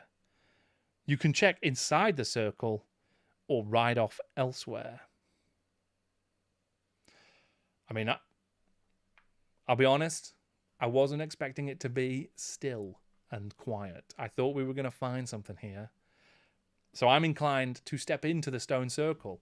And now, that could teleport me back in time to ancient Inverness, or that could summon the undead. Who knows? But I think we've got to do it. I don't think we can just walk on. I was willing to leave behind bandits and ghouls. I'm not willing to leave behind silent standing stones. That's just not right. So I'm going to say let's do it. Let's check out the stone circle. Turn to 67 and let's find out. You spend 5 minutes exploring the circle, but you find nothing. Clearly, whatever is going to be done with the bowl isn't going to be done here. You'll have to try elsewhere. Oh, no. Oh, I fell for it. I fell for it so bad. There's nothing here. Oh, man, there's nothing here. What a waste of time. What a waste of time. Carl Sargent has he's cannily stolen so much time. That's like half an hour we've just spent on that. Ooh. Okay. Nothing here. So let's turn to 36. So, which direction will you ride in? Will you go north, east, south, or west? Oh, no. Oh, man. Which direction did we come from? Does anybody remember? Does anybody remember which? I don't even think I said. There was the circle of stones was on the map. It was south, I think, right? I think it said to the south of the village, which would mean that if we want to go back, we need to go north, right? Okay. So do we want to go back, or do we want to? If we ride south, we just keep on going. Ah, man. I think we've got to go north. I think we've gone the wrong. Yeah, I think we need to go north to get back to the village. Let's go north. So that's 71. Keep those fingers crossed. You ride about a mile to the north, looking and listening desperately for any sign of anything unusual. You observe nothing and waste 20 minutes. return to 36 and try another direction if you have enough time left. Oh my gosh. That 20 minutes. Oh no. Right. So I think let me just double check the time count. So we got 10, 20, 30, 40, 50, 60, 70, 80, 90. So I can start taking these off. So we've just spent 20 minutes now. Okay. No, I think Nicola, we need to go the right way. I'm gonna say east now. I think because maybe it was to the west, so let's try that. So let's go east to 87. Let's have a look. You spent 20 minutes exploring. Oh, you see and hear nothing. Return to 36. Oh no. Oh no. Right, so I'm going to have to go west. Turn to 26. You spend 10 minutes traveling about a mile west before you glimpse a baleful gleam of red light in the near distance, coming from a small and isolated copse atop a barrow. You dismount and creep closer. This takes 5 minutes. You get a closer look at what is going on. The horror of it makes the hairs on the nape of your neck rise and your stomach turn in revulsion. Uh-oh. What appears as a repulsively mutated human of exceptional size and clad in plate mail stands in a clearing absorbed in concentration and holding a silver bowl whose inlaid gems glimmer and emit a strange radiance under the light of their twin moons. Surely this is the bowl of oblivion. From the earth, gobbets of rotted flesh and yellowed bones are creeping, oozing from the nightmarishly illuminated undergrowth. The crimson light flickers and shimmers around the creature. You have got to summon every last ounce of your courage and attack this thing. Ooh, okay. Right. I mean, what are we gonna have here? Ooh, okay. Devcon, Eep, Steve K, Unleashed in the East. Stuart, you never get to watch these live. Jordan, you're awesome. I'm a bounce by. Good to have you here, man. Thank you for watching.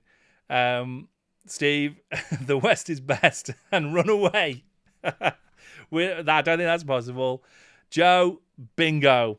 Yep, whatever this is, it sounds pretty bad to me, but at least we made it, right? So, 43. Let's find out what we've got. Oh, no. If you have a silver ring, there is a number inscribed in it. Turn to the paragraph with that same number now. Otherwise, turn to 78. I do not believe we have the silver ring. You know what? When I said earlier, I'm not sure there's anything else for us to find in the village, what I meant was, don't let me forget to find the silver ring of magic. Because I think we're in trouble. If I'm honest, I think this is going to be bad. Turn to 78. Okay, everybody, hold on to your butts.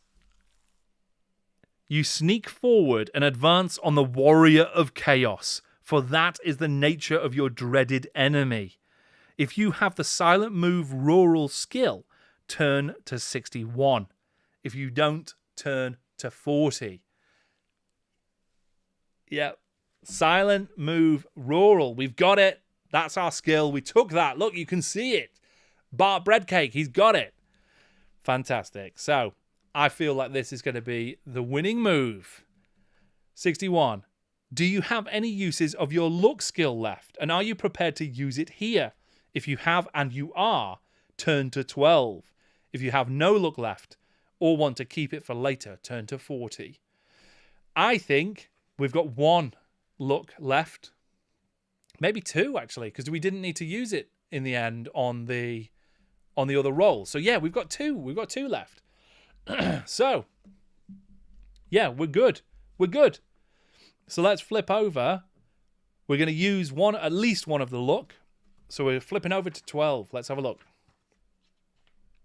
Silent move alone is not enough to surprise your enemy, but using up some luck in addition will do the trick. Turn to 30 to fight. You have a free round to attack the Warrior of Chaos before he reacts to your presence. All right. Here we go. Turn to 30. Don't forget, guys, that when we fought just a lowly footpad, that they were actually really hard. And we barely did any damage to them for ages. So a Warrior of Chaos, that does not fill me with optimism about how Bart is going to get on with this one. But here we go. The Warrior of Chaos has a rotting face, and green-yellow worms crawl among the scabrous remnants of skin, skull, and jaws below. He lowers the bowl, snarling with blood-curdling rage. Make a fear test. If you are successful, turn to 102. If you fail, turn to 97. Ooh. Right. I think we need to double check. What was the fear test rules? Anybody remember? Is that just a standard check? Just on cool. That makes sense. So our cool is 46. Let's have a little look. Okay. So it turns out, I see in the chat that it turns out that Anvil has got the ring. The magic ring that we needed 2008. Okay. There aren't actually that many references, so I appreciate the effort, but I feel like that would be cheating. So we're going to have to stick with the fear check for this one. Eliza, hello. DevCon, Grandfather Nurgle, absolutely. Jez, he seems very nice indeed, this chap. There's a real chance that we end up turning to chaos by the end of this quest, I think. Rob sounds like a good lad. And Steve, always with the finest advice, run away. I really would. I think I would actually at this point. And we might yet if we fail this cool check. But for now, I think we're gonna have to risk it, right? We've still got luck, I think, right? So we can still potentially use it. It didn't say that I had to mark off any luck. So here we go. What are we looking for? Cool of 46. So we've got a good amount. We've got a good chance here. We're almost 50-50. Right? And I've rolled 57. Which even if we use the luck, that means that we would still fail the cool check. So that's an upsetting one. We would fail by 1. Ooh. Jackal, you got to run.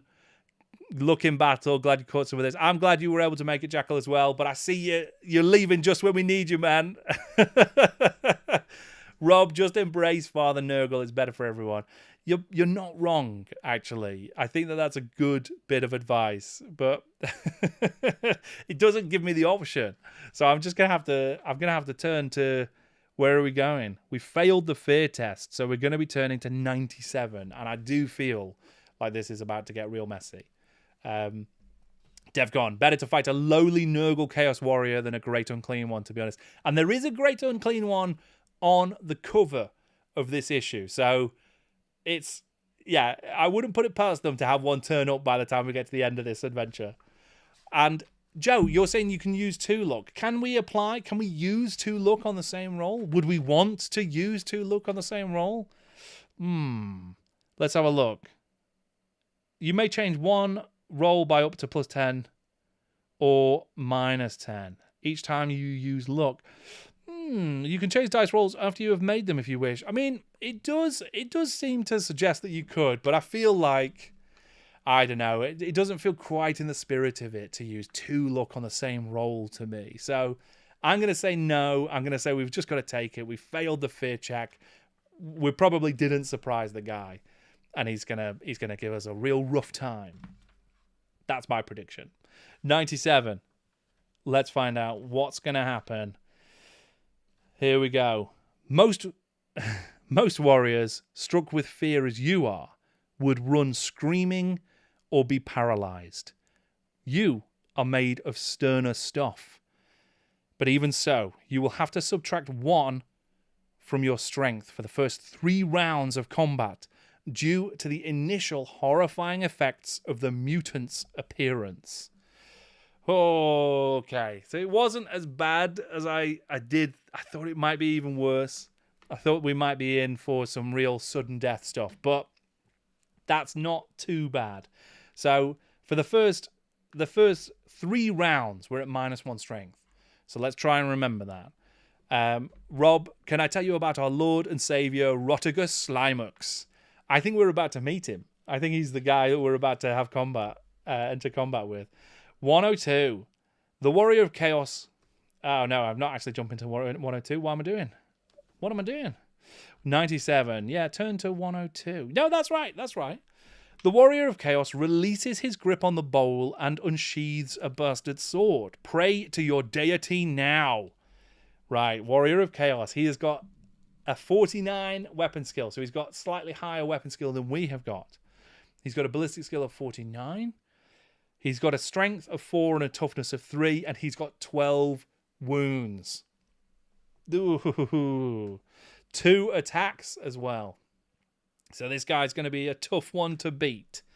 He strikes with his large sword, which is powerful enough to use one-handed, and wears plate mail over his entire body.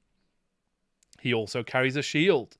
He also has the Strike Mighty Blow skill, adding an extra +1 to damage on all his blows. Oh boy. Okay, so his initiative is 61, which means he's going to be attacking first. And he's going to be attacking twice. So, the first attack, 51, he's missed. That's lucky. And the second attack, 99! He's missed again. And that, I think, is a fumble. Am I right? That's a fumble because he's rolled a double? Remind me then, what do we do on a fumble?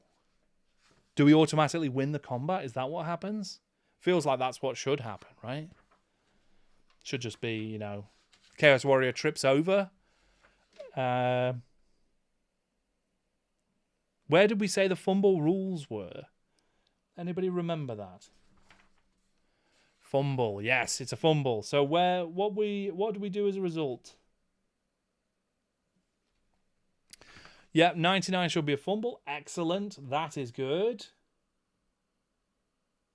Do we get a free hit or something like that? That's what I'm hoping it is. That we do some auto damage. Maybe we automatically do a critical. Yeah, I think you just killed Nurgle. I agree, Rob. I think that's what we should do. Yeah, maybe he trips over the bowl. Your blow goes wild, leaving you in an awkward position. Your opponent will attack first next round, regardless of your initiative score. Yes!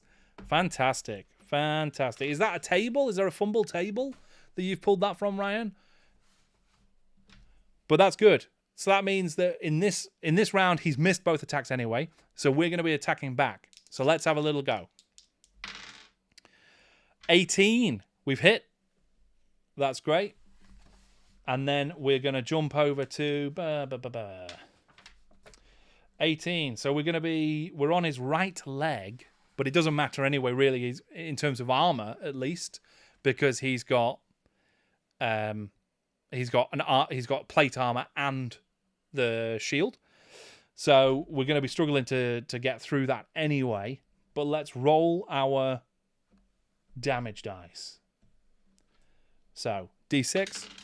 It's a 6. That's pretty good. Our strength is 5, so that's 11. We're then going to be minusing the victim's toughness, which in this case is only 3, surprisingly. So we are on 8. And then we also need to... We've determined where it's going to land, which is going to be the right leg. And then we remove the armor from the amount of damage. So what did we say? It was 8 minus 2 because he's got 2 bits of armor on. So And you're right, DevCon, we've got -1 strength, so we have to take another one off. So we're going to be minusing 3 from that. So we've done 5 points of damage, though. That's still pretty good. I'm pleased with that. So he's taken 5 wounds. Okay. Yeah. Okay. Now we're going to be going into the second round of combat. We've got the initiative for this round because of his fumble, right? So let's see if we can have another successful attack on him. That would be fantastic if we can. And we have still got the 2 luck. We haven't spent those. 84. Eee. Yeah. Oh, you're right, Jez. We had Mighty Blow as well, which means we've actually done 6 damage. Because we counted it. We already counted the -1 for fear. But yeah. 84. That's a big old miss. Swing and miss. We get nothing from that. Chicken night. Right. Peter, how's the Marienburg army coming along? It's doing all right. There's a lot of work to do, but I've got some exciting stuff to share in the next Marienburg diary, which hopefully shouldn't be too far out. But yeah, we've made some nice additions, and some friends have been helping me out as well with some very, very cool bits of work. So I feel like we're making some nice progress. Slower than it should be, but you know, it's as these things often are, these big projects. But yeah, I'm still it still feels like it's coming together well, which is pleasing. Steve, run away. I wish we could, man. I wish we could, but I feel like we're in this one until the end. We've got his attacks back now. So let's see what he gets. He's got 52, which is weapon skill is 49, so he's missed. He's missed his first one. And then we've got another attack, second attack. 72.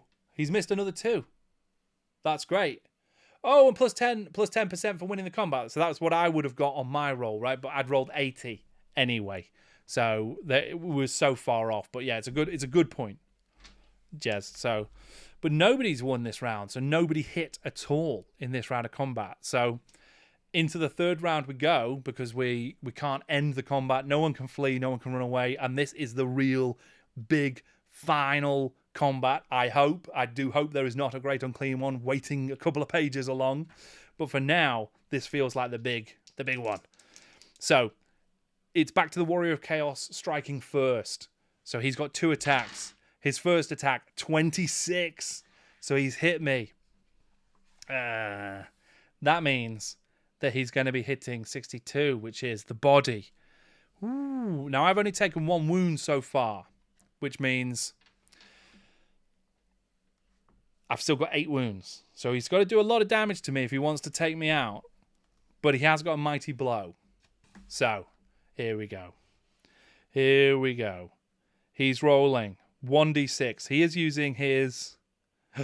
Oh, I forgot that he's using a one-hand weapon, which reduces his initiative. Oh, but he's still got a higher initiative than me. Anyway, so yeah, forget I said anything. He's using his one-handed large sword, which gives him +1 damage. He's rolled a 3. +1 for the sword. +1 for the mighty blow. So that's 5 +4 for his strength. So that puts him on 9.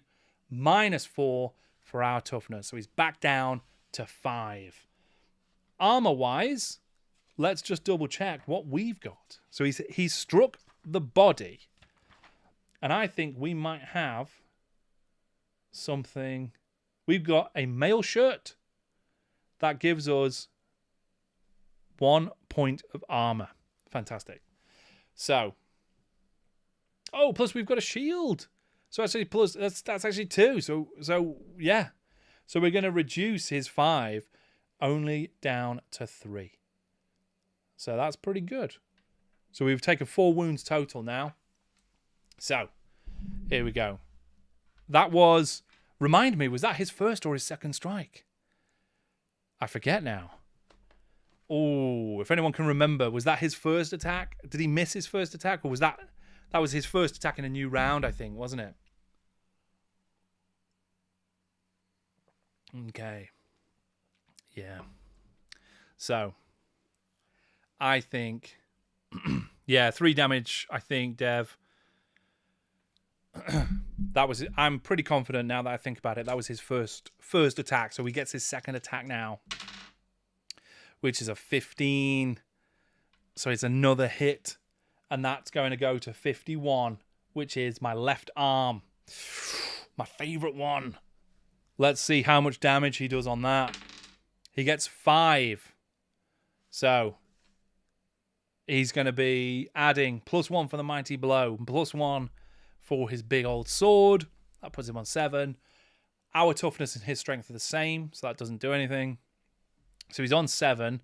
We've got the shield, which brings it down to 6. And then do we have leggings? We do. So that brings it down to 5 again. Which would put us on, would be enough to put us on 0 wounds, which means that we'll be at risk of criticals now, right?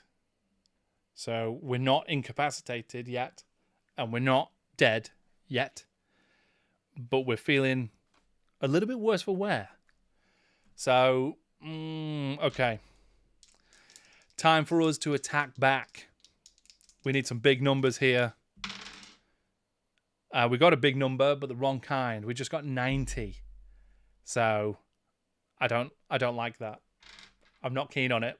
I feel like this is not going our way. That means that he won that round of combat, which means he's going to get +10 on his attack in the next turn, right? This could be the final round. This could be it. So, here we go. His round. Oh, Richard, you're quite right. There was a ring of healing. Good shout. Can we bring ourselves back? We've got a magic ring of healing that can do 3 uses. You can use it anytime, including during combat, but you cannot strike, parry, or dodge during combat as a result. And your opponent gets a free strike. Jez, look. Yes, that's a good shout. So we might be able to use luck on some of his rolls, right? We can reduce some of his numbers or increase some of his numbers. That's worth bearing in mind. Let's see what happens. Anvil, I understand you've got higher priorities than this Chaos Warrior, so fair enough. But thank you for joining. Appreciate it.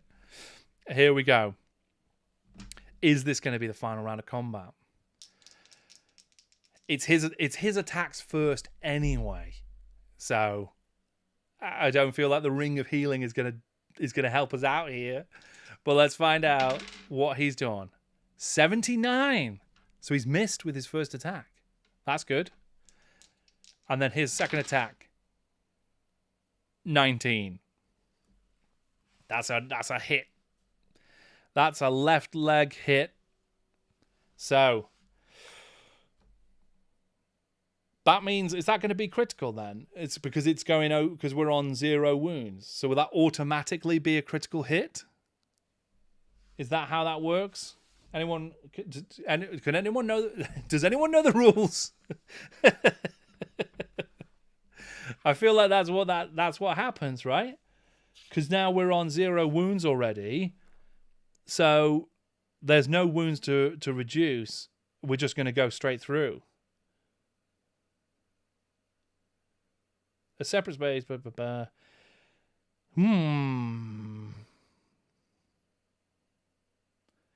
So, the effect of any critical hits. If the attacker has more than one attack, repeat 1 to 6 for each blow in turn. We did that, yeah. Ryan, yeah. Any hit will be critical. Any wounds, Dev, under 0 means crit. Jez, to be fair, he could use that ring of healing after he's hacked us into dog food. I think he could, but I don't think he's into that. He's a big old Nurgle boy who's trying to raise the dead. I think he's not into healing spells and magic rings like that.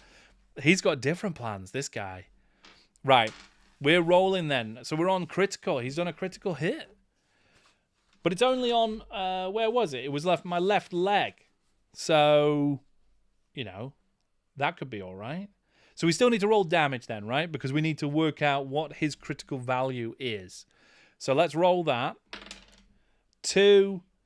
We worked out, so strength and toughness are the same, but he's at +2 for his weapon and for his mighty blow. So that's 4. I've got armor. That brings it down by 2 again. So we stay at 2. So we're at +2 on the critical hit chart. Let's see what that gets us. He's rolled an 82. That doesn't sound nice because that's a 16. And we're going to the left leg hit chart.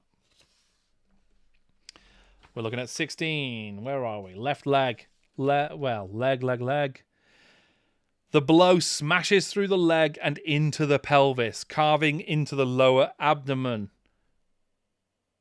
Blood showers yourself and your opponent. Your opponent collapses dying almost instantly from shock and blood loss.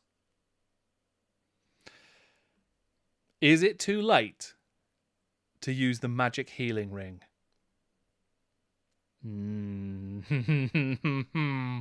I think that this Chaos Warrior has just done a total number on us. Oh boy. Ooh. I can't believe it. I thought we were going to sail through this one. I thought this was going to be a super... Yeah, Ryan, you're dead. Dev, Q, Dark Souls, you died. Steve, dang it. Ryan, you'd say so. Too late to use the magic healing ring. Oh, boy. You know what? There was a point when it felt to me like we were doing well. We were exploring the village. We were talking to the landlord, Boris. It felt like everything was going great. Our numbers were coming up. We won 1 gold from that dwarf at the gambling table. And then we rode off into the middle of nowhere to find the ring of stones that had nothing there. And then I think I feel like I rode in the wrong direction 3 more times because I don't think I was supposed to find the Chaos Warrior. I think that was lucky, or unlucky as it turns out. But yes, absolutely brutal. Another one bites the dust indeed. But as is said, yeah, Magnus, a good example of how the game feels. This is always how WFRP feels. It's utterly brutal. And I remember playing, you feel like, okay, I've built a really cool character here. This is going to be great. And then a couple of rounds into a combat, I've lost a leg. This is not what I wanted.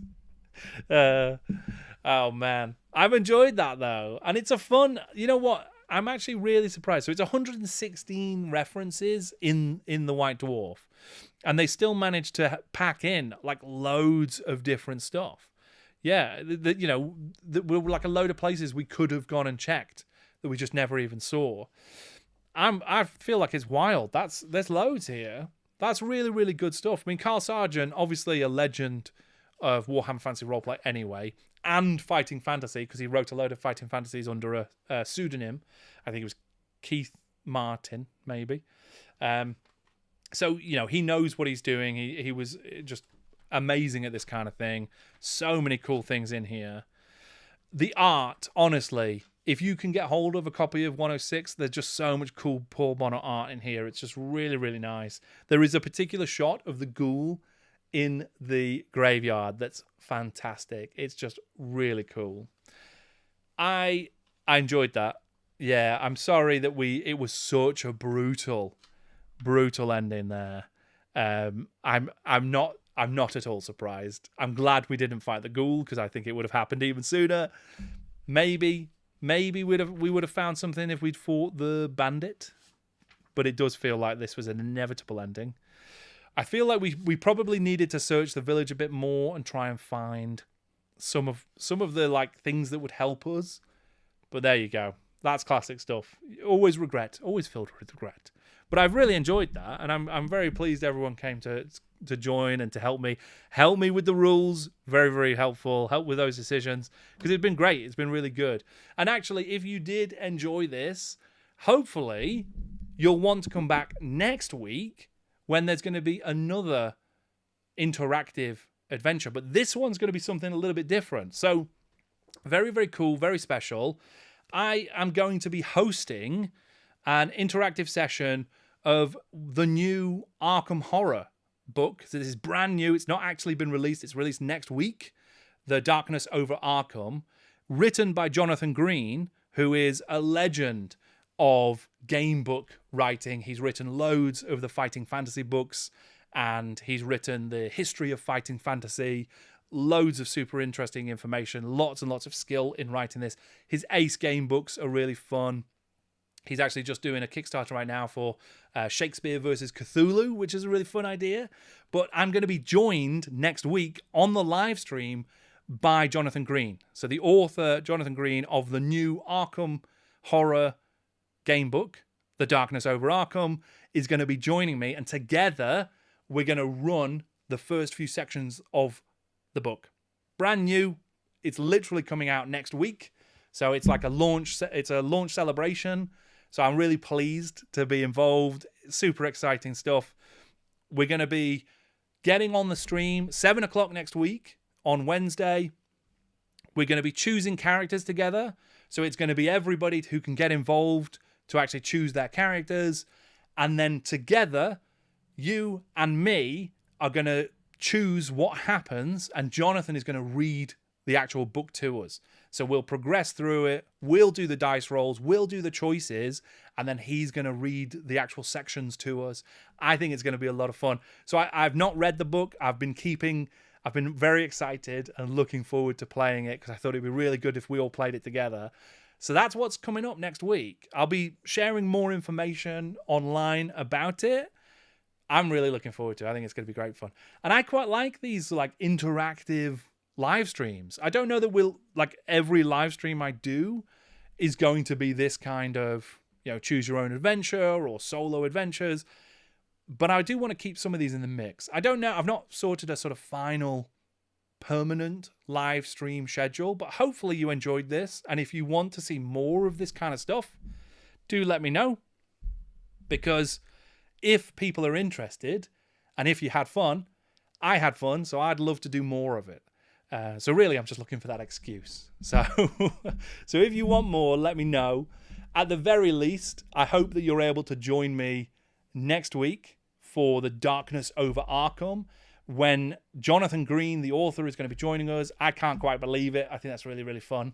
Very excited to have such a special occasion. It's just really fun. That's so cool. I've never done like a co-stream before, so I think that's going to be fun. We'll see what happens with that. And yeah, who knows? In the future, I'd be tempted to try this one again. So yeah, I think that this was really fun. I don't think, Richard, you're asking if there's any more, but I don't think there are. I think this might have been the only one that was Warhammer Fantasy Roleplay specific in White Dwarf. There were other White Dwarf solo adventures. I think I'm right in saying that. Maybe for D&D, maybe for some of the other games. Not 100%, but I think there might be. So there might be something else we can dig up from White Dwarf that's worth exploring and having a bit of fun with. But yeah, I think there is lots of cool stuff in this space. So we can absolutely try and find something similar to put into the future. Because I think this is a fun format. I think it's a good way of spending a bit of time, a nice evening, playing through. And I really appreciate you all joining me for it and helping me out, and helping me to make some choices. I will take full responsibility for some of the bad choices that I made. I am not I don't think I was the most cautious and most wise player of that particular adventure. But I do feel like it delivered on the Night of Mystery. We saw some undead. We saw some bandits. We saw some drunk guys. And we saw a really gross Chaos Warrior.